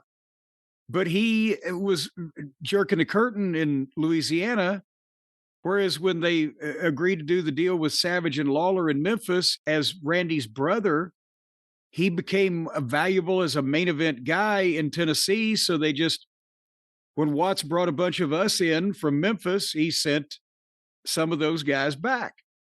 And Lanny gets overlooked, but he was in that main event run that year because it was, and Angelo was managing him. But of course, now, does Lanny deserve the check mark as one of the 20 best on this list? Is unfortunately no. That's another story.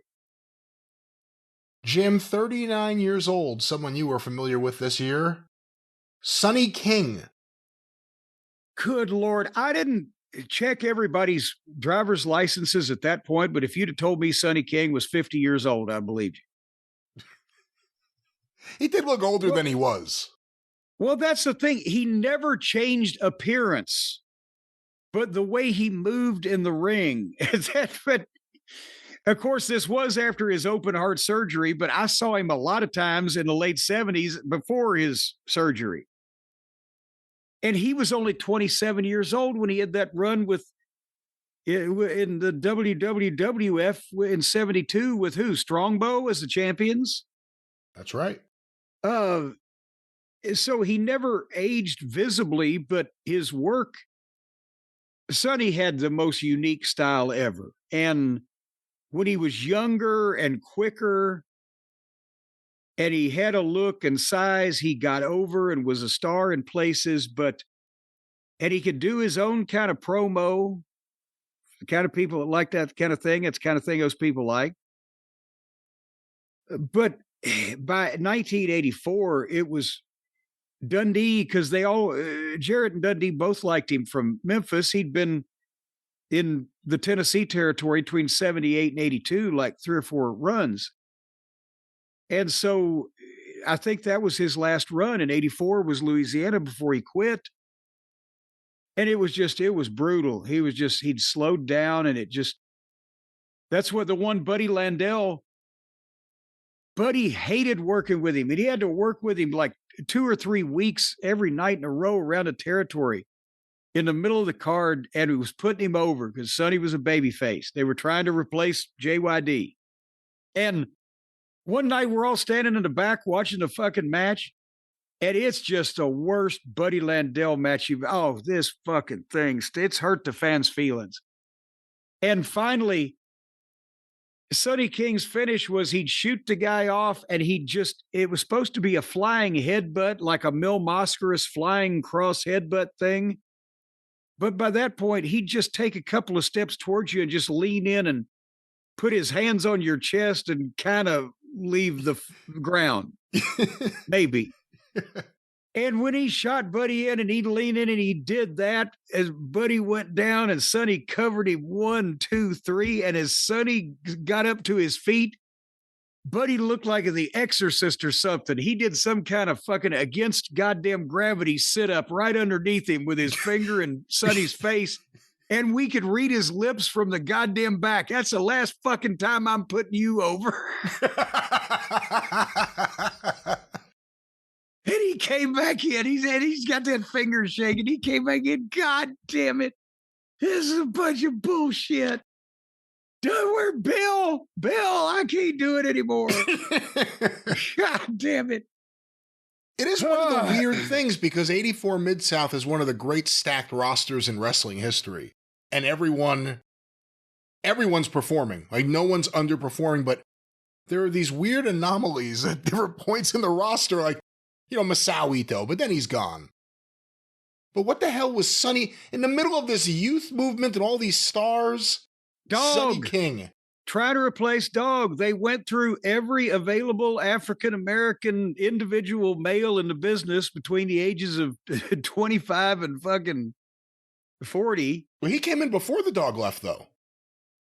Well, but that's why they were pushing. Dundee, like I said, had liked him from Tennessee, and he was a wonderful fellow. But and they tried to they kept trying to push him and use him after Dog left. Just the idea of getting more black faces on the card, but it was brutal. And his promos, he was slow enough that he made Reeser Bowden the hair in that situation. It was an acquired, it was an acquired taste with his promos because he was so laid back and so, and that's why, honestly, they tried to make him a manager in Tennessee in 78, but he was managing Joe LeDuc. Joe LeDuc, one of the great promos of all time. Anyway. Well, Jim, back to the list here, putting it together. 32 years old in October, a future member of your stable, Rip Oliver. Crippler Rip Oliver, who started in the early 70s as Rick Oliver and got the Rip, I believe, when he went to Portland the first time around. Rip, again, he was a good territory heel. He was a good promo. He could work. He didn't have any kind of a fucking muscular body, but he was big enough and impressive looking enough for those days. Yeah, you can get away with looking like Kenny Rogers back in the day. Yeah. And he had the beard and the whole 9 yards. But he can't be top 20 on this list, but he had a stellar career, especially in Portland for Don Owens in the Northeast, where he was on top Northwest. for years and years and years. Or Northwest. I'm sorry. The other side of the North. But he was on top for years and years there. That's why they had brought him in, and I managed him in Dallas for 3 months or whatever, because he came in with Billy Jack. We've told that story here recently where Billy Jack was supposed to take Kerry's place if Kerry got the movie, and he brought Rip with him as a heel to work with, and none of it panned out. And the last, Mike Von Erich never got even with Rip Oliver for getting suspended for fucking slamming his hand in a door. I think it was 82. There was 1 week on Georgia TV. Rip Oliver and Buddy Rose showed up as a tag team wearing matching jumpsuits. And it looked awesome. Or sweatsuits, I guess I should say. And it looked awesome. It was kind of cool. But Jim, back to the list here. 33 in October, Iron Mike Sharp. Good Lord. I didn't get to know Mike Sharp until the 90s when I went to the WWF, because that's where he spent most of his career, honestly. And Mike was one of those guys, legendary for taking 18 showers in the locker room and running the stairs at 1 a.m. till they locked him up in the building and shit like that. A good talent, and a lot of people remember him because of all the time he spent on that late 70s, early 80s WWF television, but he doesn't hang on this list, does he? He was good a year and a half earlier in Mid-South. He got a good push, got a state championship. But once he went back to the WWF, they kind of briefly used him well. And then he just became, I hate to say it, but, an enhancement guy on TV. But he was one of the ones that would have a little more of a competitive match. And yeah, he had a gimmick in a way, just the, it would get people going. I always wondered what would have happened if he actually did get a push, because there was something he would get fans going into his matches. Well, see, also I think the fact that he lived up there and never moved. Yeah, and New I Jersey. think that, so I think they thought, okay, he lives here. We could keep him a little happy. He ain't going to go anywhere else. But he could have, probably gotten not a main event spot as a money drawing perpetual over guy in a territory, but he could have been a main event heel in a stable or in some of the other territories done well, like Mid-South, as you mentioned. But then he'd have to move around a lot.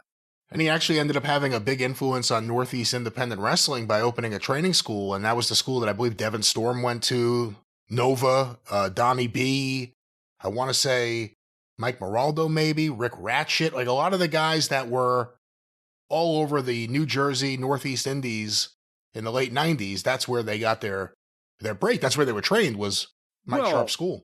That makes a lot of sense because they had good personal hygiene. All those guys you mentioned were very clean. So they had to train under Mike Sharp. All right, Jim, back to the list here. 30. Well, his OCD was a little funny. It's been a subject of conversation. 33 years old in May, Dirty Dick Slater.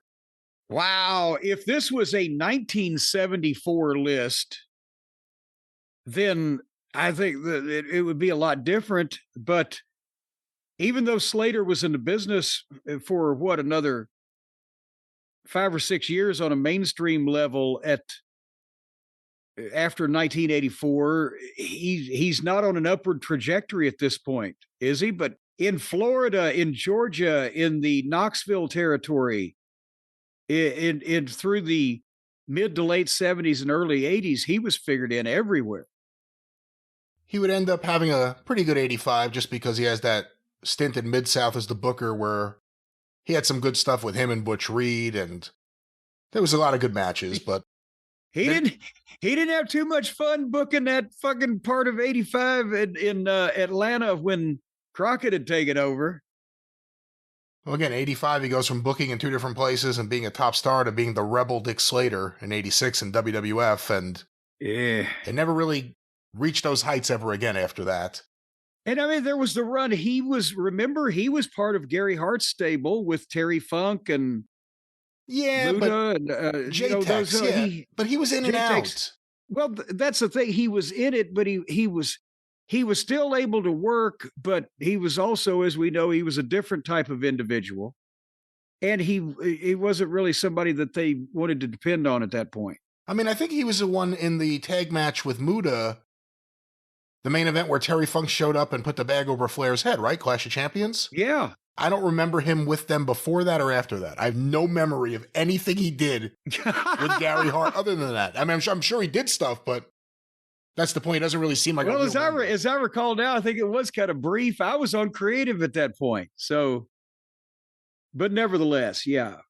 Well, Jim, he may not be on the list for 1984, but what about this man? 36 years old in July. Only 36. Carlos Colon. Good Lord. Looking back at the pictures of him and that roadmap forehead from the 80s, I'm trying to get a grip on that face being 30 years younger at that time almost than I am now. Fucking hell. You can't put Carlos Colon on a list of the top 20 in the continental United States, or definitely not in the ring as far as in-ring talent. But is there any way possible that we can't, as not only the owner of what was still a thriving money-making territory, but as also as the all-time top box office attraction in Puerto Rico and their parts of the Caribbean, this is kind of like his culture's version of Hulk Hogan. We can't not check him, can we? I think you could say at a minimum a question mark. Like you said, top star, big crowd. Puerto Rico hadn't died yet. They hadn't murdered anyone yet, like Bruiser Brody. On the other hand, there's, the Big Daddy thing. I mean, they were doing ballparks weekly at their hot periods. It was just insane. So what are you saying? You saying definitely on the list or question mark? I think he has to be on the list just because of influential personalities.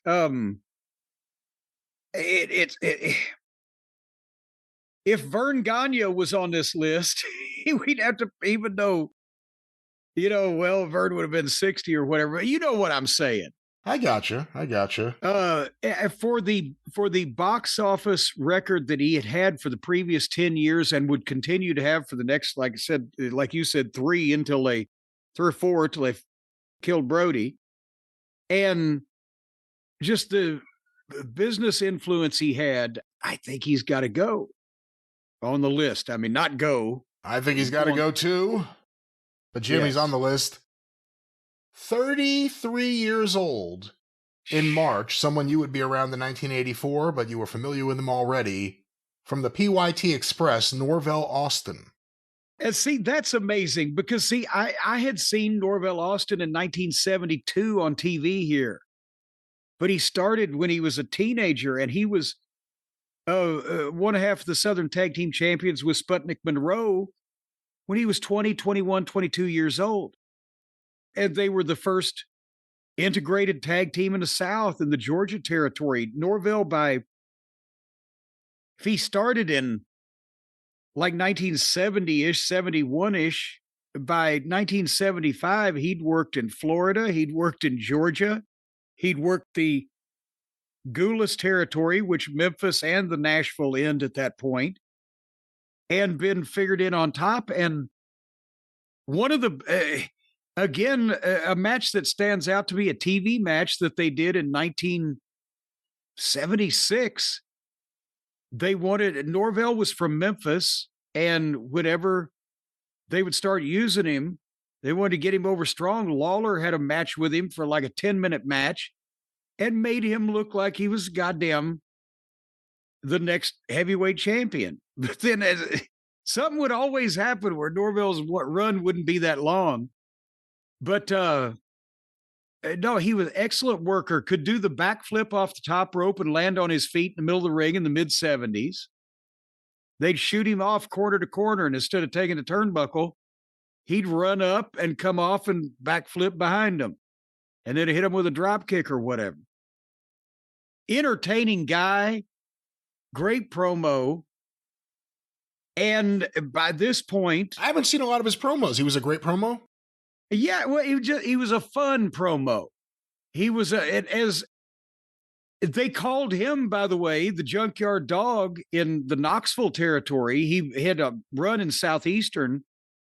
The Junkyard Dog, Norvell Austin, that's where I believe that they stole it from for Sylvester Ritter. But he would do, promo, that's right, I'm the Junkyard Dog, and, blah, blah, blah.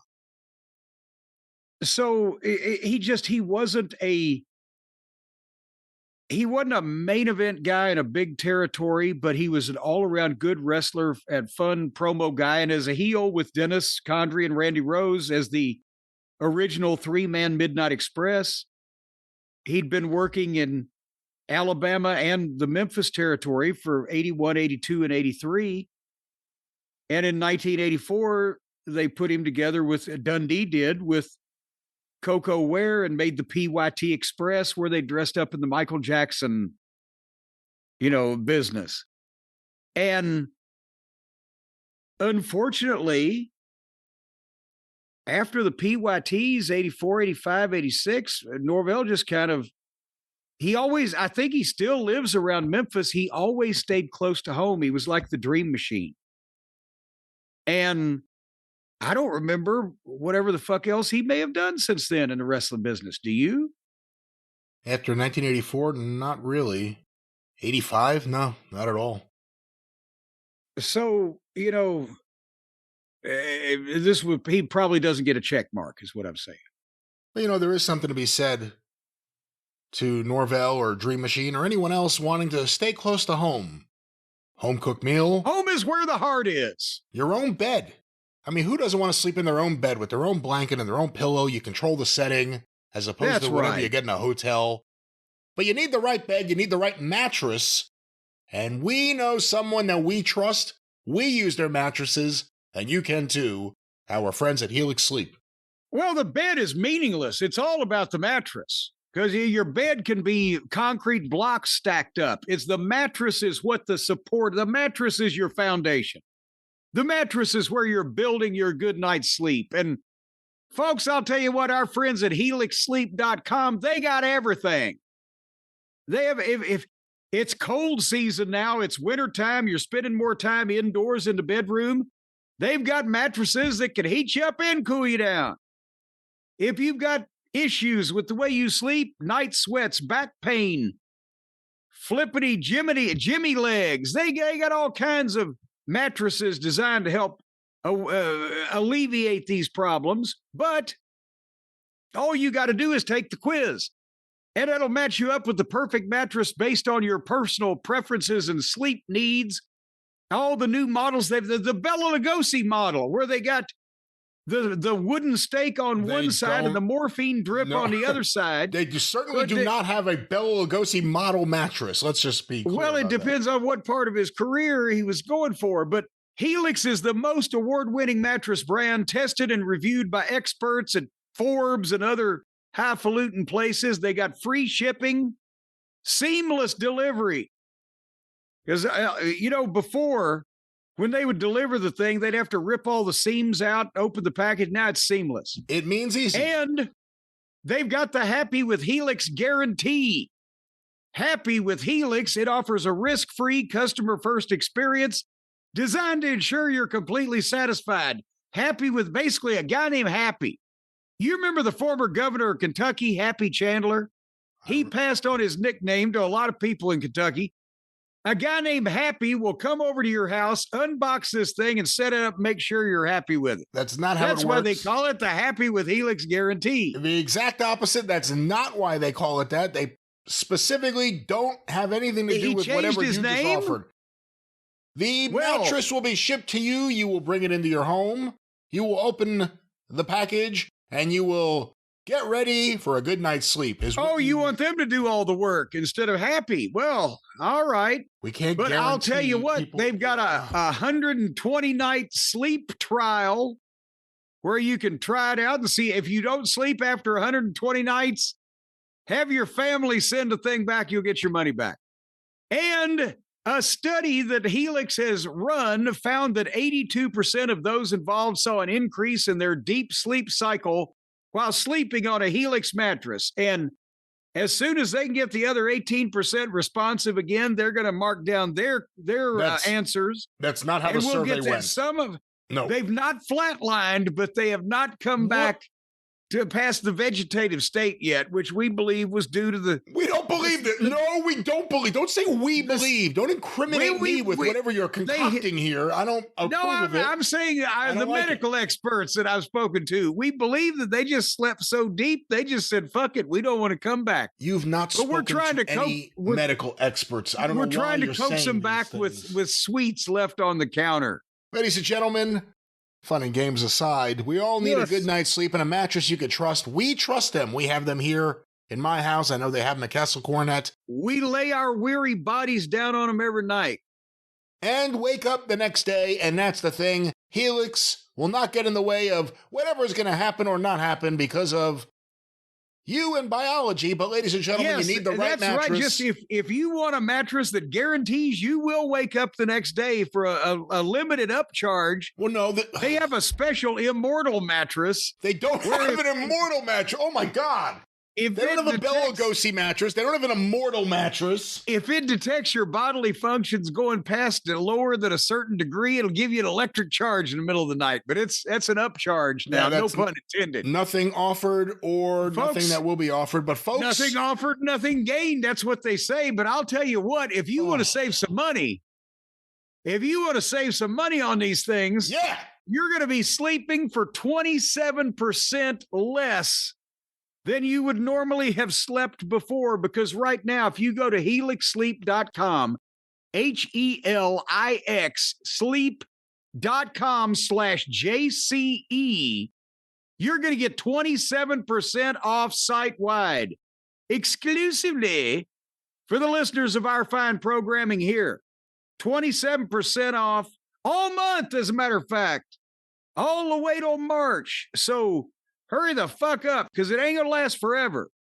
And then you'll be back to paying retail like the rest of the schlubs. Once again, a great mattress. Helix Sleep, one final time, Jim, that promo code. helixsleep.com/JCE, 27% off site-wide. That doesn't include the Immortal mattress, and you do need electrical power to the Immortal mattress if you expect to live forever. All right. Again, some of the things offered may not be part of the official. Check the website is what I would suggest, but check that website. They'll tell you the whole scoop there. They'll reveal to you what is or isn't part of fun here on the show. What is or never be. I can't do it in the sky. Won't know where the wind won't go.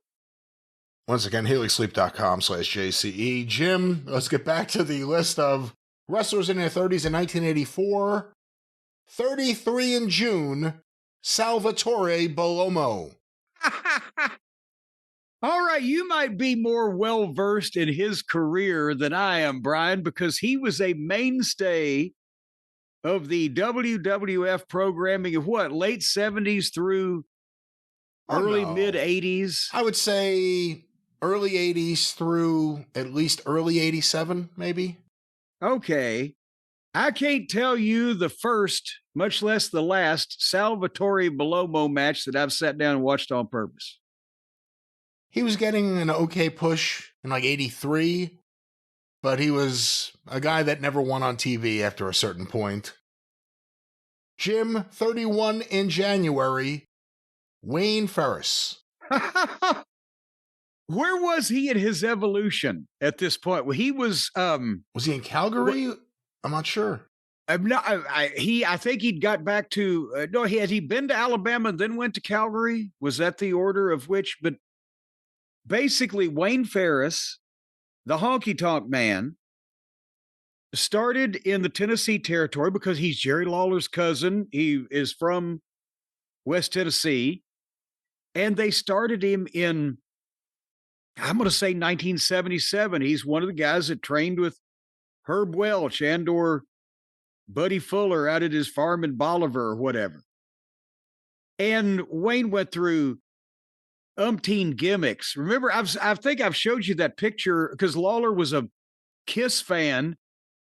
He had Wayne get a full body stocking Gene Simmons outfit and painted his face up like Gene Simmons and sent him out to wrestle the whole goddamn match with his tongue stuck out. And I've got pictures. I got pictures. The Kisser.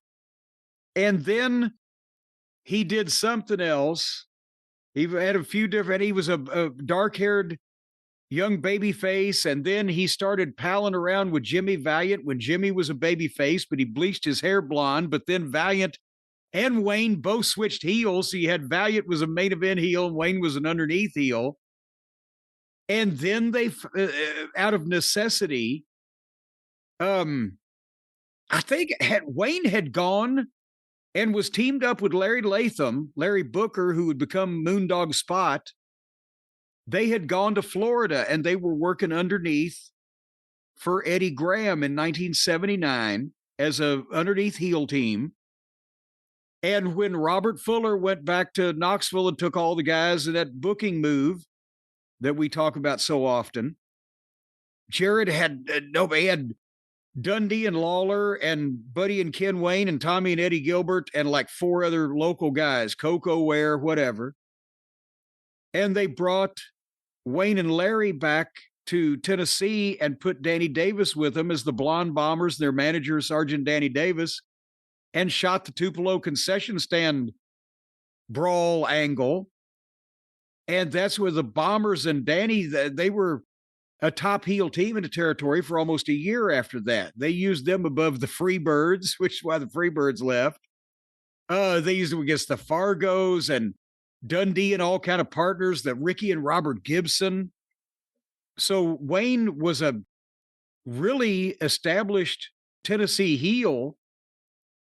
And then between going to Alabama and, like you said, Calgary and bopping back and forth, he started the whole honky-tonk Wayne thing, which it actually was more in Calgary because, you know, their perception of people from Tennessee.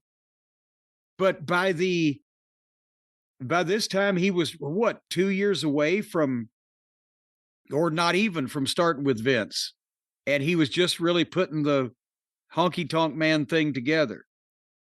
So I don't know that he gets a check mark for this particular year, but he was only a short time away from being a big deal. I was like when he was teaming with Larry Latham and he had punk rock on his trunks. Yeah. Like there was anything that had anything to do with punk rock with their tag. Oh, well, no, that's a punk rock Wayne Ferris. That was when he switched heel with Handsome Jimmy. Handsome Jimmy was, you know, the son of a gypsy, rock and roll, and Wayne was punk rock. Punk rock Wayne, it was punk rock as fucking I am, or the Sprite can sitting here. But it's right around the time the Sex Pistols came to Memphis. Well, yeah, but that's the thing is that Handsome Jimmy had all the shit written on the back of his tights, the back of his jacket, like Ernie Ladd would do, promises, heart throb, shit like that. And Jimmy would, on the back of his tights, he sometimes would put the name of the radio station. It was playing his song, like, 1077 Memphis means music or whatever the fuck, right? But that's where that came from also. Jim, 34 in May, Moondog Rex, Randy Colley. Well, and let's go both of these next ones because they're partners. It just happens to work that way. And you brought him up before, Larry Latham, Moondog Spot, who was 32 years old in June. Good Lord. That the Moondogs looked like that and they were only in their early 30s is just, again, amazing. Randy Colley, first of all, had been, again, a mainstay in the Southern Territories for several years. He had teamed up.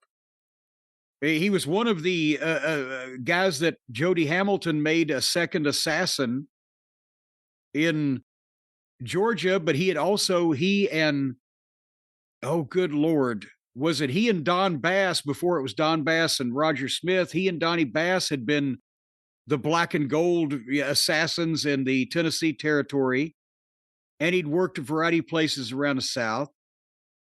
And Larry Latham, again, Larry Booker was his real name, but he had been a member of the Blonde Bombers and had with 200. I saw Larry in 1978.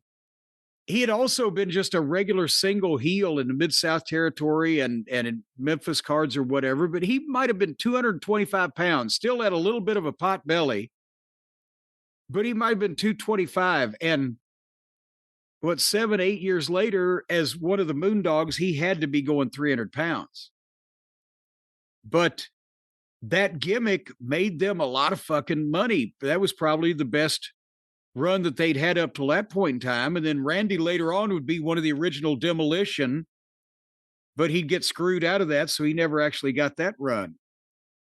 But both of them together in Tennessee in 83, the bloody, violent matches with the Fabulous Ones, and then the New York run where I think they were the Moondogs were probably a bit of a departure for people who had not seen that type of gimmick in the WWF, where even though they didn't do as much blood and guts as they did down south. Well, yeah, it started there. They were managed by Lou Albano, and it was Randy Colley and Sailor White. At first, right? And then he was Canadian, had some kind of issues with the border. Yeah, couldn't get across the border anymore. And that's where they found Larry Latham, who, if you really think about it, if you're talking about the WWF, then Memphis 83, back to the WWF again after that, even the 90s in the USWA, Larry Latham ended up kind of becoming the look of the Moondogs. Yeah. Well, and in 93 and 94, when I used the Moondogs in Smoky Mountain, I called Larry. I said, Larry, have you got a partner? Yeah, I got this kid I've been working with. And we'll get X dollars a night. I'll take care of paying him. Just give me the money. But he went out and found big fat guys to be Moondogs. And seriously, and it was a gimmick that drew in Tennessee for years based on that initial run with the Fabs, and it was just shocking and whatever. But point being, unfortunately, Larry, he wasn't built to carry that much weight, but because of the gimmick, he kept it on, and he had a heart attack and died in the ring in the Memphis Mid-South Coliseum on one of the Legends reunion shows. What was it, like 2006-ish or whatever? He was in a battle royal, and, that was that. But again, with this loaded talent roster, I don't know if they're check marks, but they were for a period of time in a variety of places. The Moondog thing was over, and then in Tennessee it stayed over. Jim, 36 years old in November, high flying, high lying, Greg Gagne. If he's lying, he's flying, and his feet are off the ground. I can't just blister Greg for not being a good worker, because he was. He worked hard, and he was a good worker. Would he have gotten that spot if his dad hadn't been Vern Gagne? Probably not, because he was still, for the time, painfully thin and painfully bland. But on this list, no, we're not gonna make him a top 20. But I'm thinking if he'd have started in 1984, then at least by now he would have made all the action figures that everybody's paid for, right? By himself. Too bad they didn't turn Powerhouse Hobbs into Power Town Hobbs. Jim, 30 years old in July, Manny Fernandez. Oh, good Lord. And that's 30 years old for Manny, the Bull. Again, he had the roadmap of Carlsbad Caverns on his forehead by that point. Manny was a hell of a fucking worker. Oh, yeah. Hell of an in-ring talent. He was athletic. He could go. He could move for a guy that size. It was 250 or 60 pounds or whatever he was. And he could talk because he had a line of bullshit. That was that Manny was a world-class bullshit artist, but he was entertaining in a locker room full of entertaining guys. He stood out. Dusty loved him. That's why Dusty used him in Florida and the Carolinas and a lot of places. But then Manny got mad because Dusty wouldn't put him on top in the Carolinas, which was different than Florida. The field was just too crowded. And Manny was a good guy for an upper, I don't want to say upper mid card, a upper card babyface, but not the guy, or a mid to upper card heel, but not the heel on a national promotion. But in the territory days, and especially in Florida, where there's a Hispanic audience, he was and had great matches, but he was a pretty big deal. By 1984, Florida was on the downhill slide, but he was about to have the run in the Carolinas, which would be probably the best 2 or 3 years of his life there. He might be a question mark, but I don't know that he's a check. What do you think? I think I would go question mark because I think he had a really good 84. Like you said, a fantastic worker. And at this point, he was a babyface. And Dusty, for a brief period of time, before Magnum, was kind of making Manny the number 2 to him. You know, they would team up, they would do stuff. Yeah. And Manny was over. And, you know, I think it's easy to think of Manny Fernandez as a heel, but he was a fantastic in-ring babyface. And he knew how to get fire, and he knew how to get the crowd going. And he could sell. And then he turned heel, and he was a completely believable heel.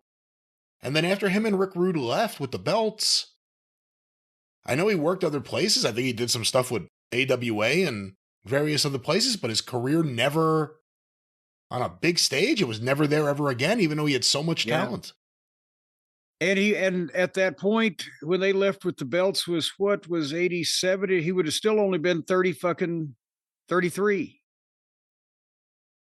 Oh, well. Well, Jim, at the age of 35 in April, Jerry Blackwell, Crusher Blackwell, maybe I should say. Crusher Blackwell. Get it straight there, Miniker. It's Crusher.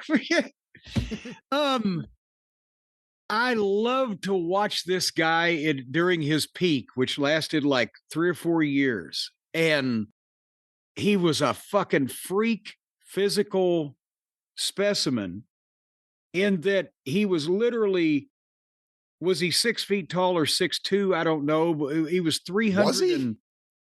Maybe he wasn't that tall, but the point is he was one of those guys, he was as round as he was tall.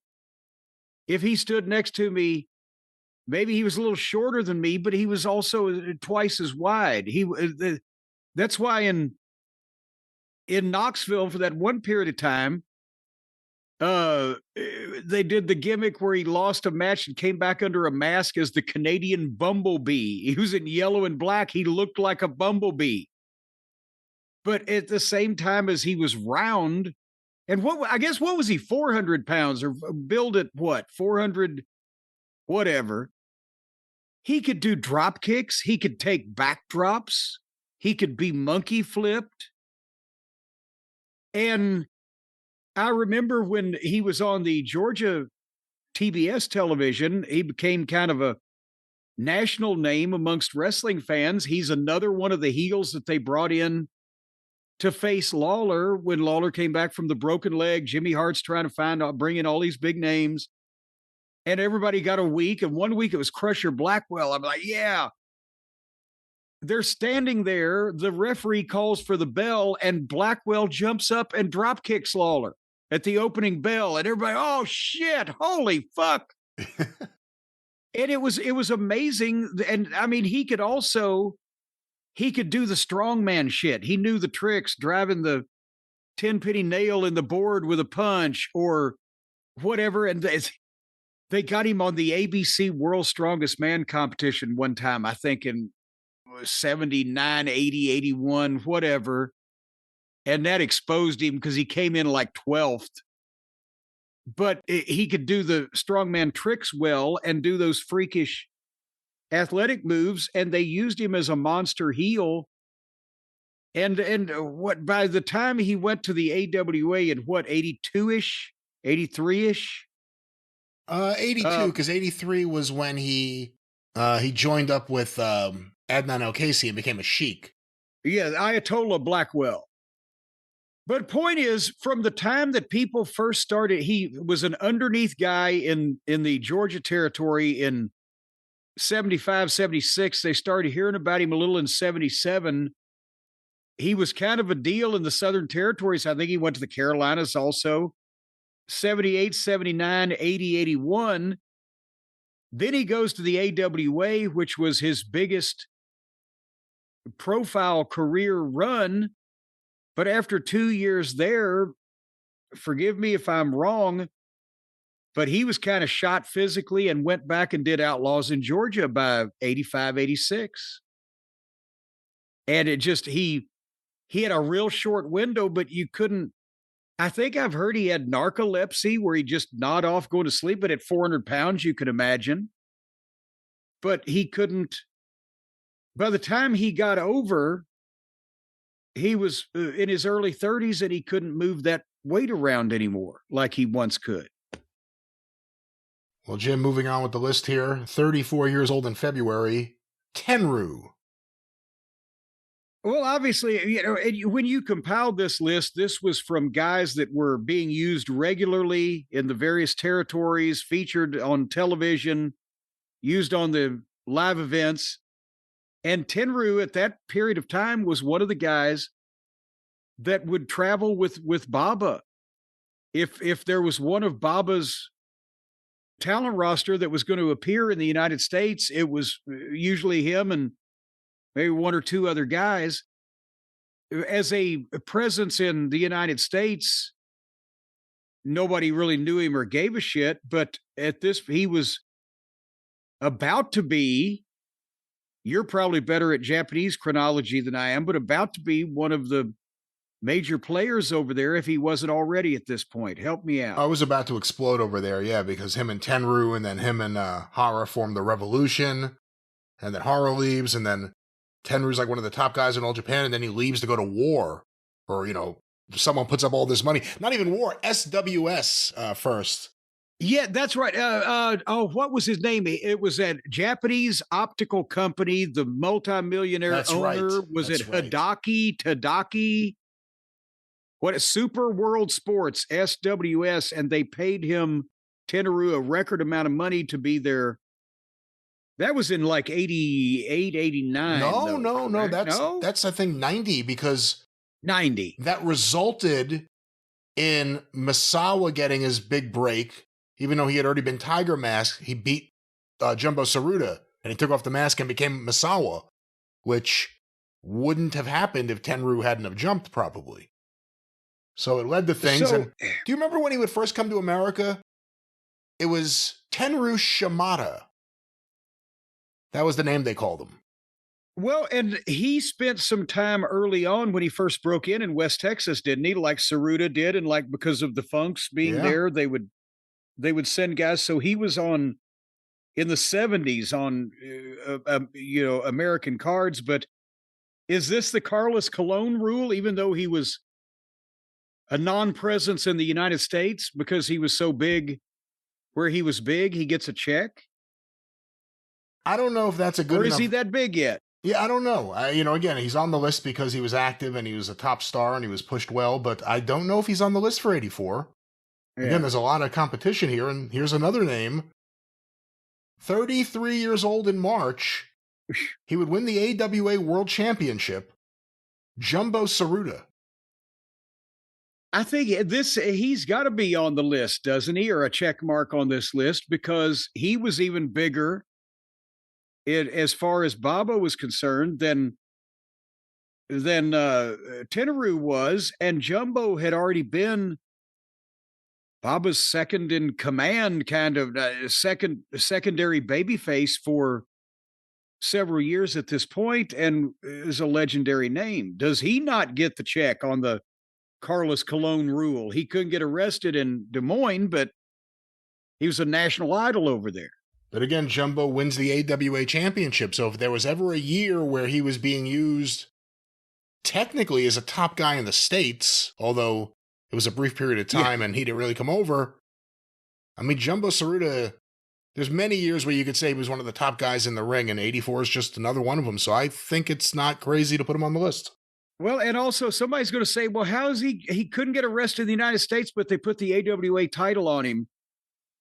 Baba had realized that he wasn't going to ever be able to get the NWA belt as he had for himself in 74 with Briscoe. And then again, several years later, he wasn't going to be able to get it for Jumbo, but he could get, it's the same thing as when Otto Vons, who could literally go to the Mall of America and kids would have tried to pin a tail on him thinking he was a fucking cartoon donkey, got the AWA title because he had a deep pocket and paid Vern the booking fee necessary.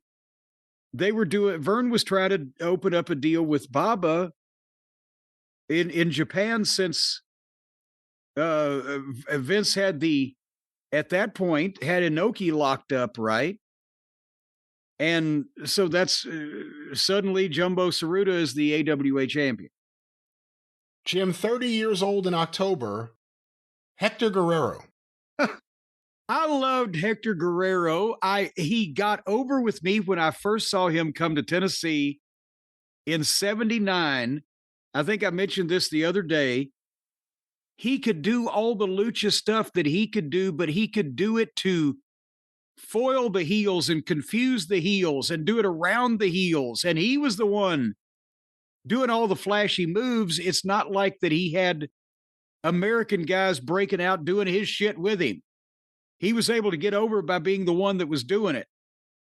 And the Guerrero family has always been great workers, and they've always known how to do their lucha roots, but at the same time work with Americans. So you know, it's not just a abominable style clash.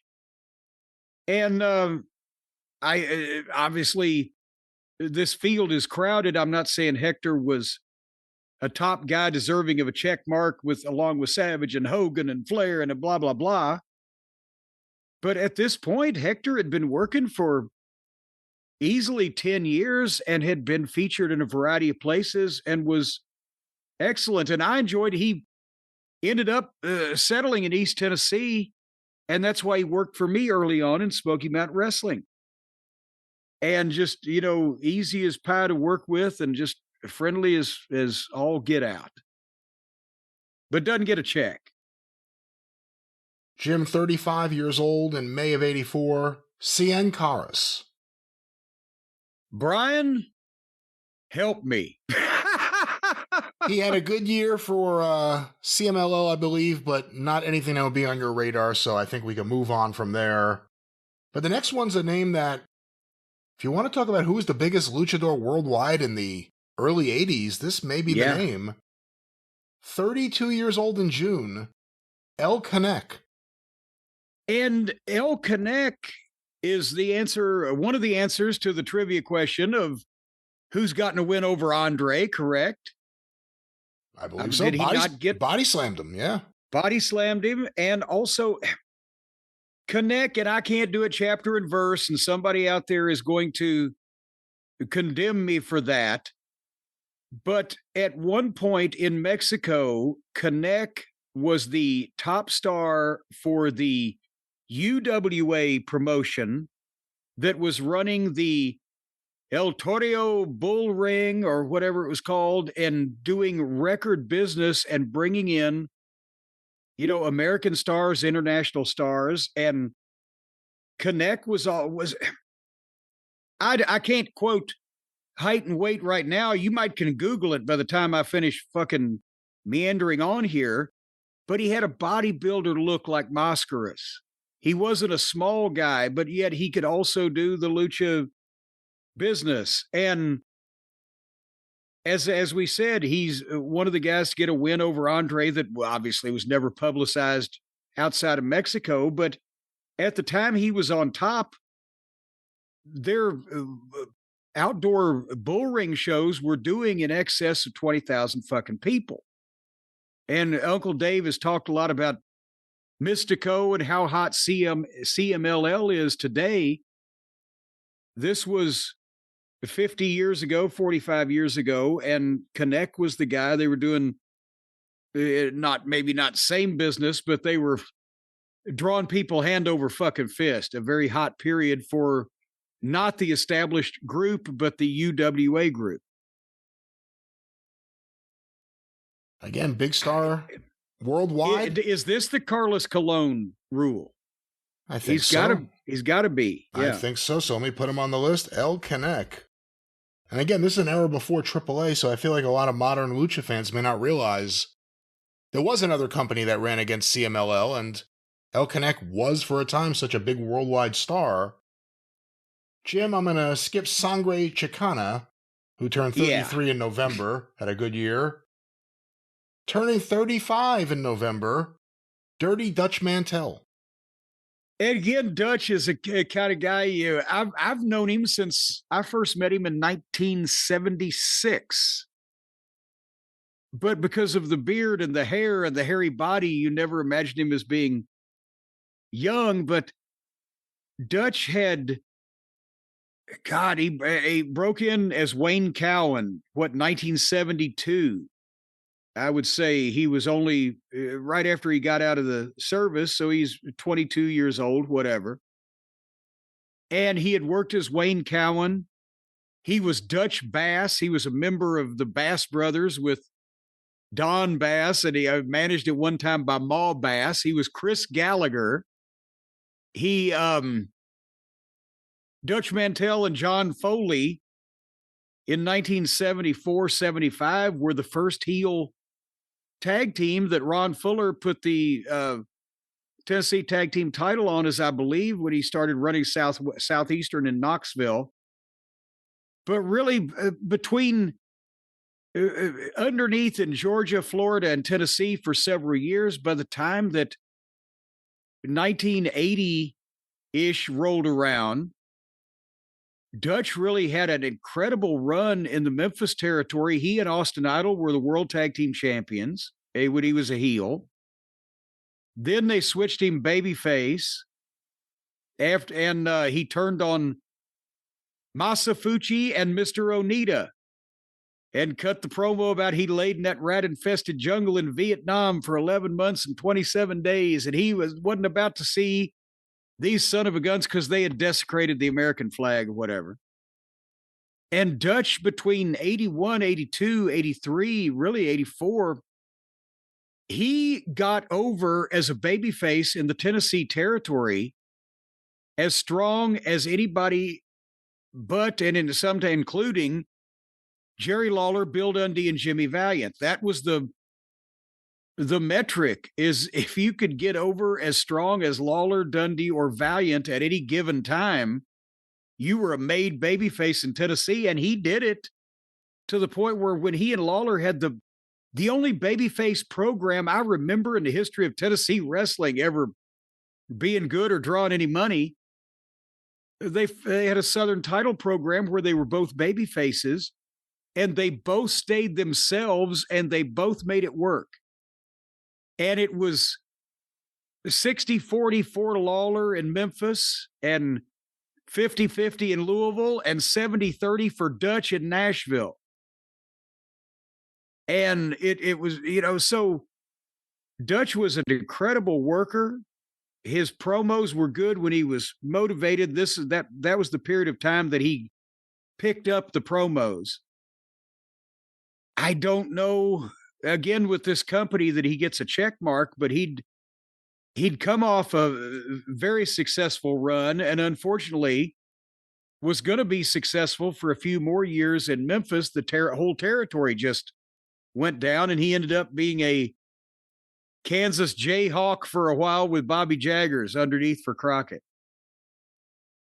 Well, Jim, we will return to this list again in a second, but you have mentioned so many wrestlers here who understood what makes things work in the ring. Someone needs to sell.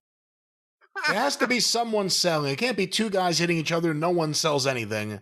Someone's got to sell, and of course, some people need help with their sales. And for you and your business out there, Mr. and Mrs. Audience Person, we know someone who can help you, our good friends at Shopify. You got to sell. People, you got to sell. Birds got to sing. Fish got to swim, and people got to sell, because when people sell, they make money. And I'll tell you what, Shopify is going to have you selling like you're going to the electric chair. You're going to be selling away, because it's time right now to turn the what ifs into money. Cha-ching. Cha-ching. The money, that's the money. There's the money. Folks, again, and more money coming in all the time. Shopify is the commerce platform behind millions of businesses around the world, 10% of all the e-commerce in the United States, and they can help you, you little insignificant peon out there. They can grow you into a big business typhoon or a land shark of international commerce. It's up to you. All you got to do is have a plan, an idea, a product, or a service that you would like to monetize around the world, and Shopify will go about the business of taking you by the hand and jerking you all the way through Fort Knox, covering you in glue so you will draw money. They'll get the word out with the marketing team. Metaphorically. They'll accelerate your efficiency. They'll help you with new products or trying to improve existing ones. If they haven't heard about your brand out in the public, then Shopify will help you find your customers with the social media campaigns. It's all about you. All about you. Why, they'll have nurses jumping out of second-story mansion windows, hanging themselves, all for you. What? No, and what if you get stuck? Well, let's just jump in. That's a perfect time, Jim, to jump in here and say, that's not exactly what they'll do for you, but what they could do for you is what they do for us, because we trust them. They can help you run your online business, take care of e-commerce, make sure that the customer has some faith in the online store that they are visiting, and they can help you get your products out there. Again, we use them. A great service. A great service. A wonderful service. And that's right. But if your name is Damien, it'll all be for you. Folks, did I mention that iconic purple shop pay button? When people put their finger on that button, they are transferring millions of dollars around the world, and you can jump into that thing also, and you can just, boy, you can scam people out of a fortune on the internet these days. You can't scam anyone out of anything. Let's not say that. If you can figure out a way to wire your business up to that purple shop pay button, every time somebody presses it, you get paid. Boy, howdy. It's called sales. It doesn't matter what they want to buy. Jim, they're going to pay you money. God. But if you just you hijack that button, you don't need to do that. The whole point is the customer would be doing that when they purchase your items. You mean if you're an associate of Shopify, that you can get to use the purple shop pay button that means that people are paying you money from all over the world, even without going under cover of darkness and wiring your computer up to it and siphoning off other people's funds? You mean they'll just give it to you? That's exactly what shit. I mean. That's what I mean, yes. Well, then you're going to get your little purple button. And it's going to get flicked and punched and prodded all over the place. Jim, let's get back to the great deal for new customers. A great deal for the listeners. You know how people like having their purple button flicked. It's time to turn those what ifs into money right now with Shopify today. Sign up for your $1 a month trial period at shopify.com/JCE. That's shopify.com/JCE. $1 a month trial period, money in your pocket, purple throbbing button at the ready. Just punch that thing and watch it explode. Once again, shopify.com/JCE.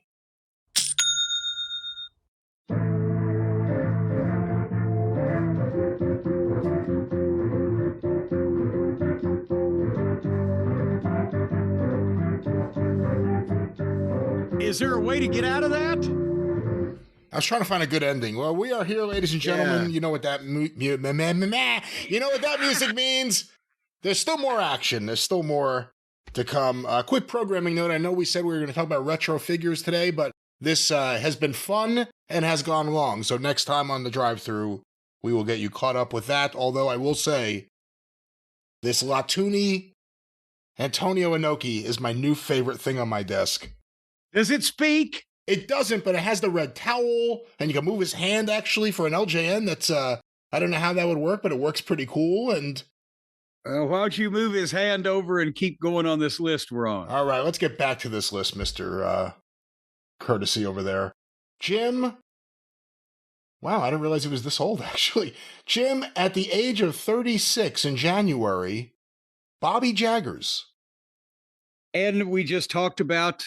him being partners with Dutch Mantell as the Kansas Jayhawks. Bobby Jaggers at this point was on the downhill trajectory of his career. He had been used better probably in the late 70s and through the early 80s. He was big in Southwest Wrestling, Outlaw Bobby Jaggers. He had worked the Southern Territories. He was actually one of the first mass teams that I saw in the Tennessee Territory when I started going to the matches live. He was Bobby Main at that point because he had been using the name Bobby Main, I think, because he looked, when he was young, early in his career, Moondog Main was a thing, right? So then he and Charlie Fulton were a masked team. They were the Mighty Yankees. And then Frank Morrell, poor Frank, ended up in that some kind of way where he was partners with Charlie Fulton, and Charlie Fulton became Charles Fulton Morrell. Point being, Bobby Jaggers had already been working like 10, 12 years and had done a cowboy thing, shades of Dusty with the blonde hair and the bull rope. He had never really gotten to the top of anything major, but was a recognized name. But by this point, the territories were shrinking up, and Jaggers in the ring, he was a loud promo because he was another one of those guys like Manny, had a great line of bullshit. But at this point, he wasn't going too much farther. Jim also turning 36 in 1984 in December. Ron Bass. Ron Bass was a great talent, too, in the late 70s, early 80s. Dusty liked him, used him in Florida, used him in the Carolinas with Black Bart. Dusty had a fondness for cowboy gimmicks, but Ron had started... remember I said Dutch Mantell at one time had been Dutch Bass. Ron and Don Bass was from... I don't know if he's from West Memphis, Arkansas, but that area of Arkansas... and had worked the Tennessee Territories and down south quite some time.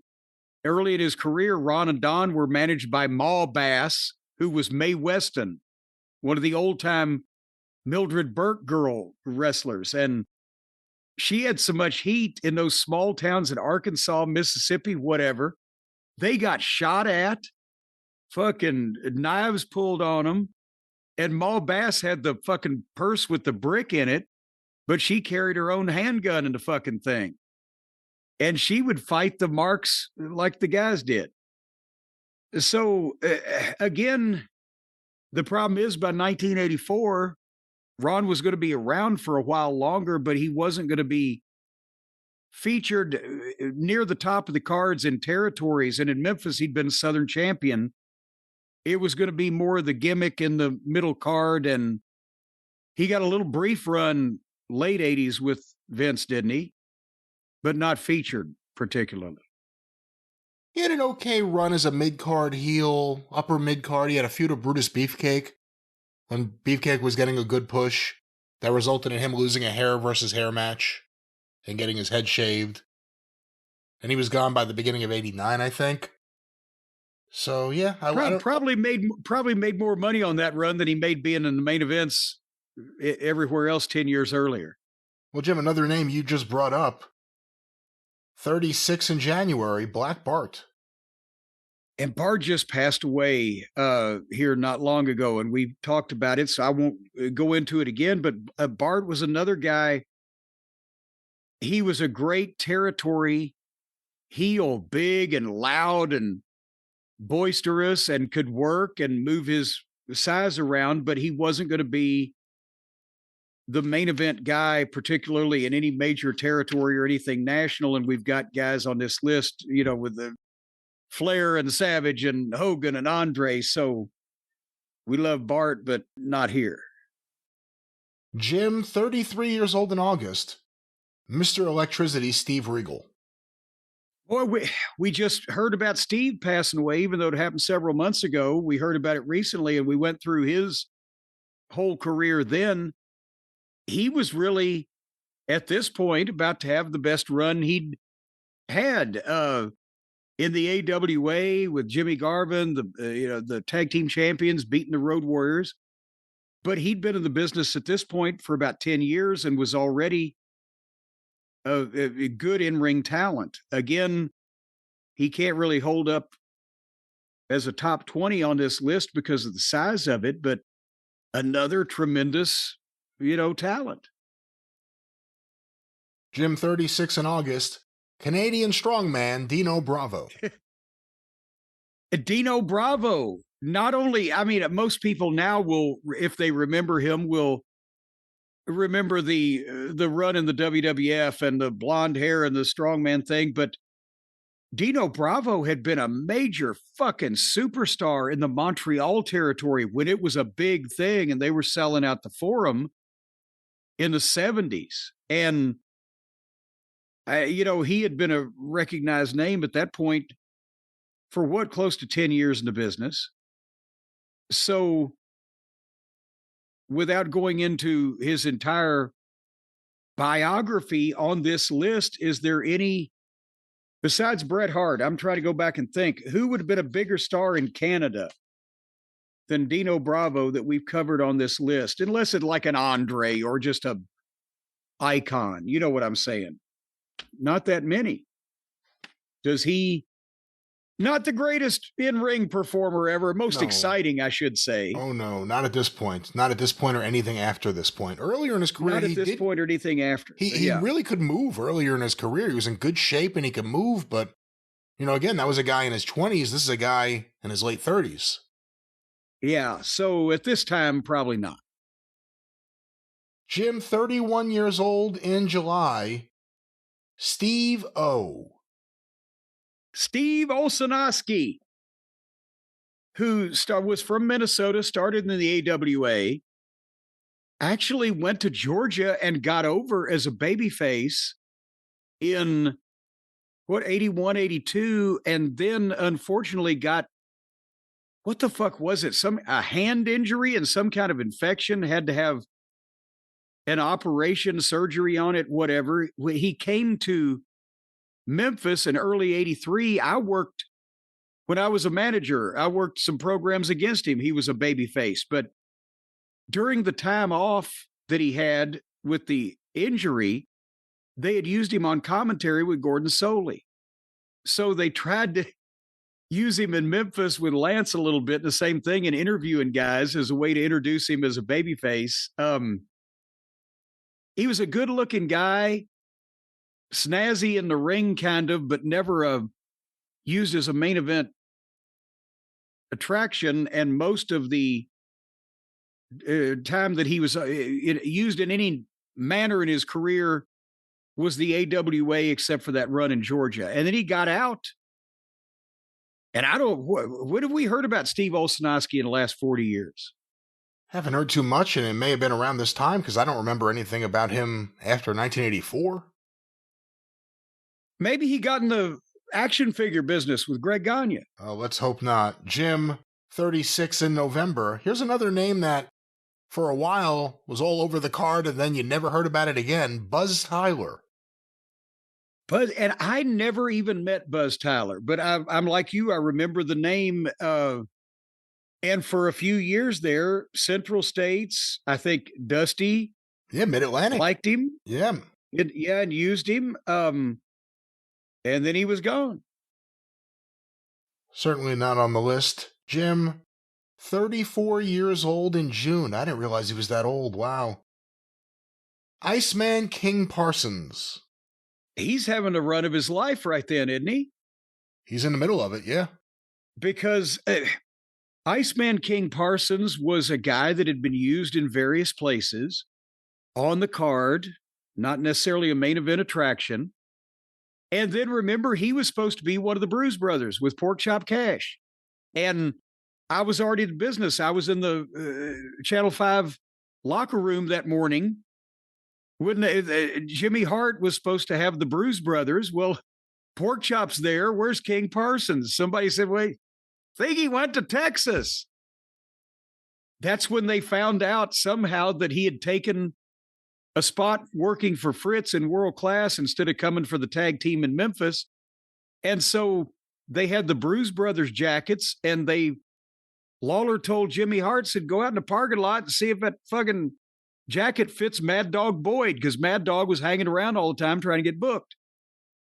And they needed a black guy. So see if the jacket fits him. And meanwhile, King Parsons, incredibly enough, goes to Dallas and becomes the hottest babyface in the territory, not named Von Erich. And the only Ice song they had was Cold as Ice, Foreigner, right? So here's this black guy with dreadlocks coming out to a rock band song from fucking 6 years beforehand or whatever. Oh, no, that's not the theme song I think of with the Iceman. Which one? Because I remember that one. What else did they do? Oh, no. First of all, one of the coolest names ever. Iceman King Parsons. I couldn't even fathom it when I was a kid. I was like, what exactly is it? What is it? Yeah. And well, and also he hadn't been Iceman anywhere else. That was, they just came up with this gimmick and suddenly it hit. But what was the music? Sister Sledge, We Are Family. That's right. They did the Cold as Ice early, and then they changed it probably because he said, what the fuck, this sucks. That's one of my favorite, like in my head, if I want to like have a warm image of World Class, it's that song hitting and him like bopping to the ring while everyone goes crazy. The song was like 6 years old already by that point. Didn't matter. Iceman King Parsons made it work. But that was the thing. So that was spring 83. He went down there. So for the next, year and a half, again, he was figured into a lot of shit and was the most popular guy on the card that wasn't a Von Erich. And then, along with Chris Adams. Yeah, he was pretty good too. He was more over than Chris Adams, though, I think, at one point. Just made people happy. And they used him really well, and when he turned heel eventually against Chris Adams, actually, in the UWF, started calling him a jailbird and pointing out that he'd been to jail. It was such an interesting way to make him a babyface, Chris Adams. But he rotted away in prison, the no good son of a bitch. I don't know if he would be my top guys in their 30s for 84, Iceman Parsons, but notwithstanding a big star of 84. That was it. That was probably his best year. Because then after that, he just stayed. Kind of as Texas fell apart, that's the place he was getting booked. That's one of the only guys, I think, after JYD, if Watts was intent on having an African-American superstar as his top guy. Why didn't he do, now that I'm saying, why the fuck? I wonder. He went with Master G, George Wells. Oh, that was brutal too. Oh boy, we were just waiting for him to goddamn get the boot. But no, and that's the thing.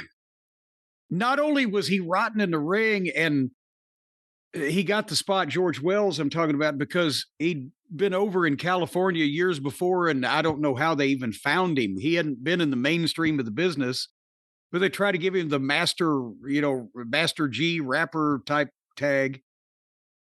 He came to the territory, brought his wife in the car.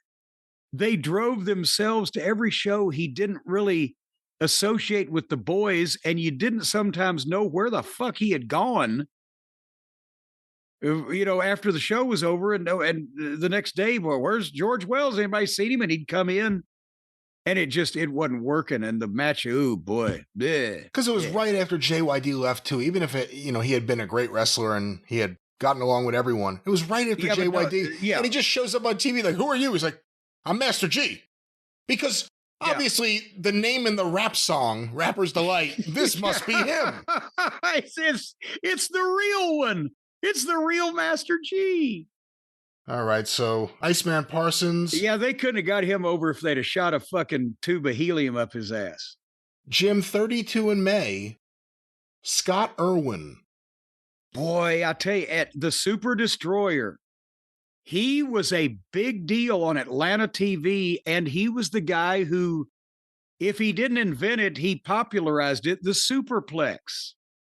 Only instead of everybody fucking standing on the top rope trying to help each other balance for 10 minutes and then doing it, he figured out a way where you could do it. If it was a job guy, he would set the guy on the turnbuckle, stand up on a second rope, and give him the move.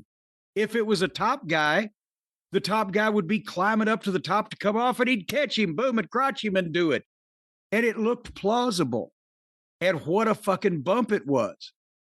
But Scott Irwin was well over 6 feet tall and 250 fucking pounds. And as one of the long riders, his brother Bill Irwin, and I just found some pictures I took of Bill Irwin when he came into Tennessee in 1980.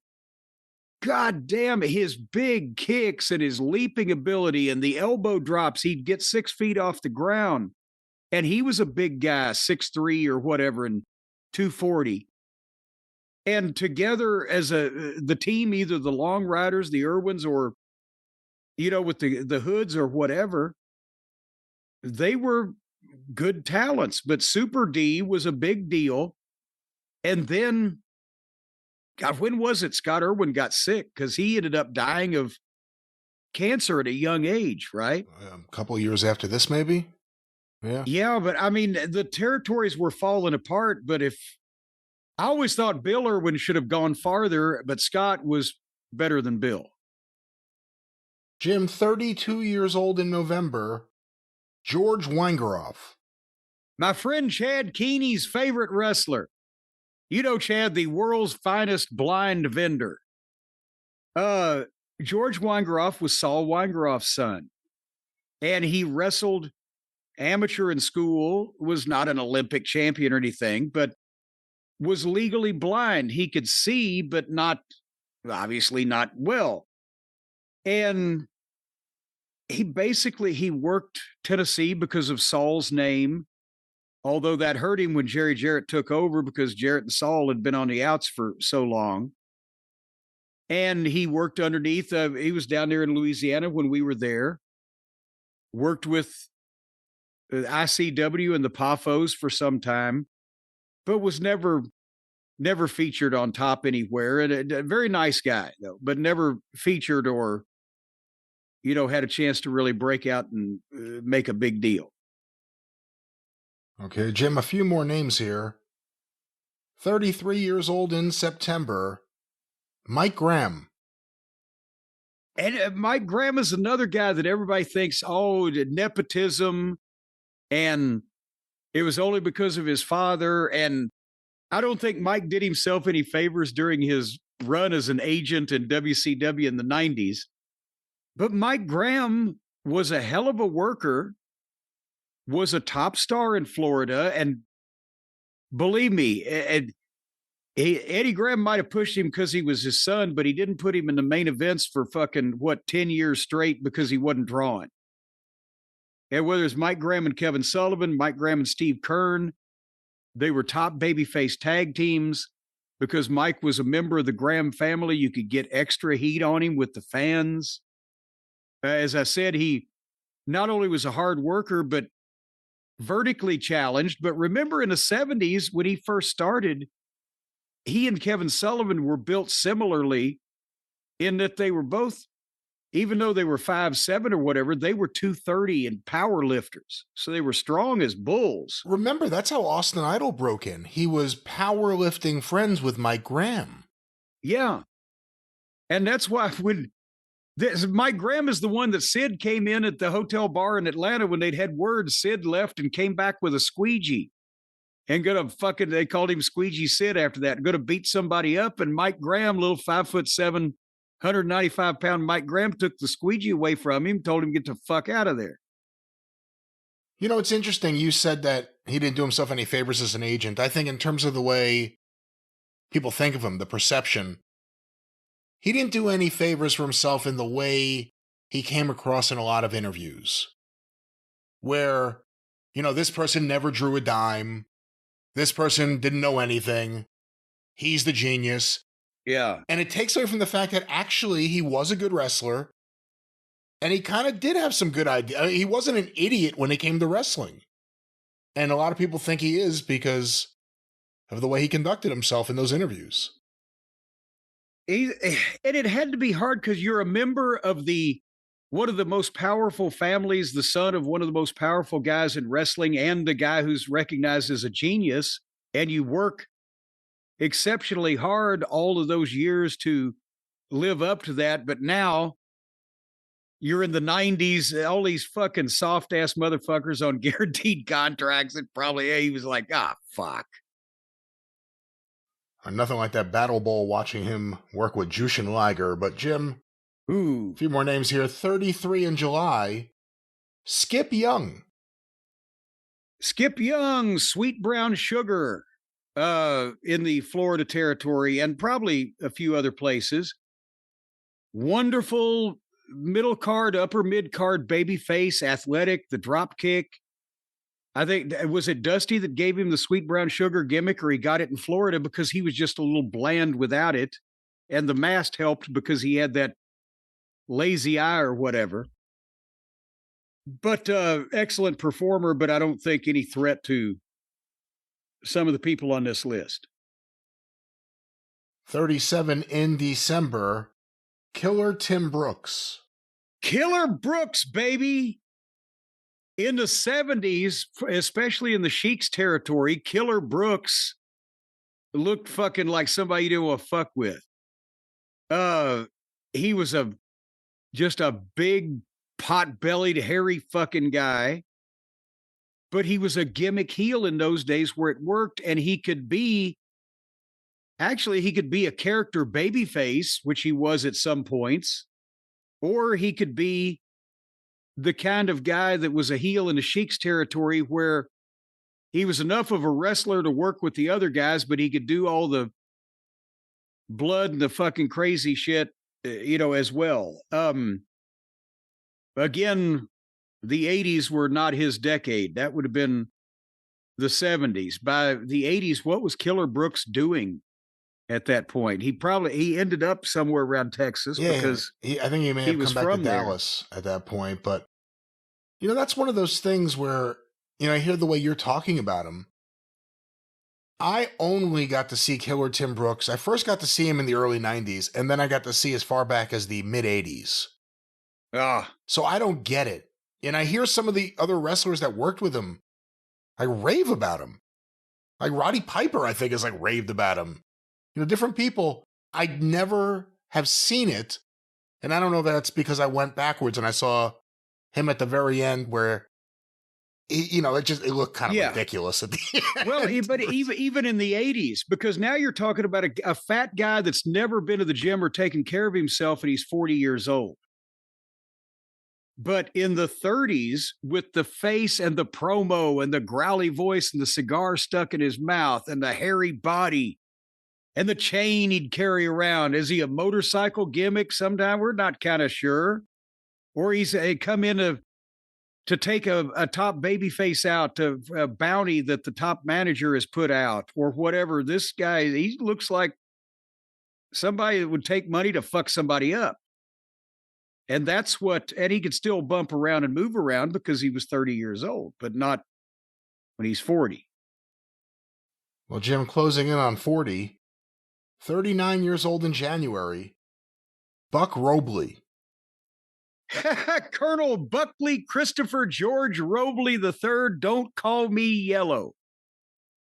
He is a fascinating son of a bitch. Man, that's one of the first great t-shirts in wrestling history. Don't call me yellow. This guy, and I'd like to know more about his early life and how he really got started and trained and who mentored him or whatever. But he was able to main event the Superdome while looking like complete dog shit and draw.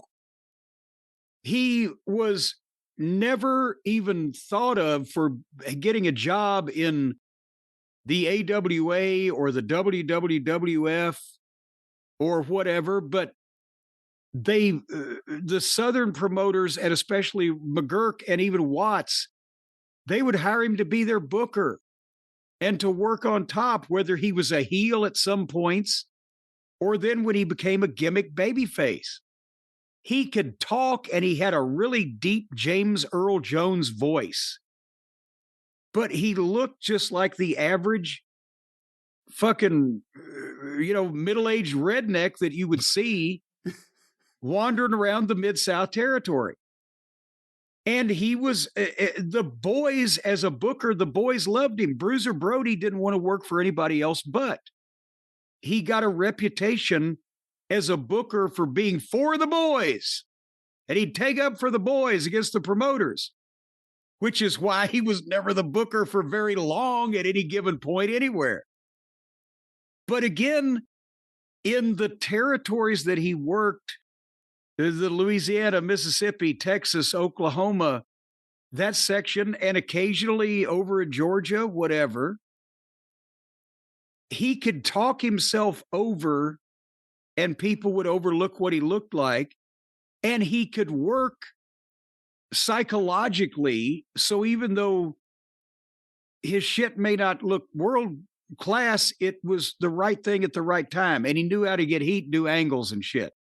So again, he's the guy that did the NWF in 1991 in New Orleans. I flew in to do that TV taping for him, where he had found the Elvis impersonator at the racetrack that had money and owned a car lot or whatever the fuck else.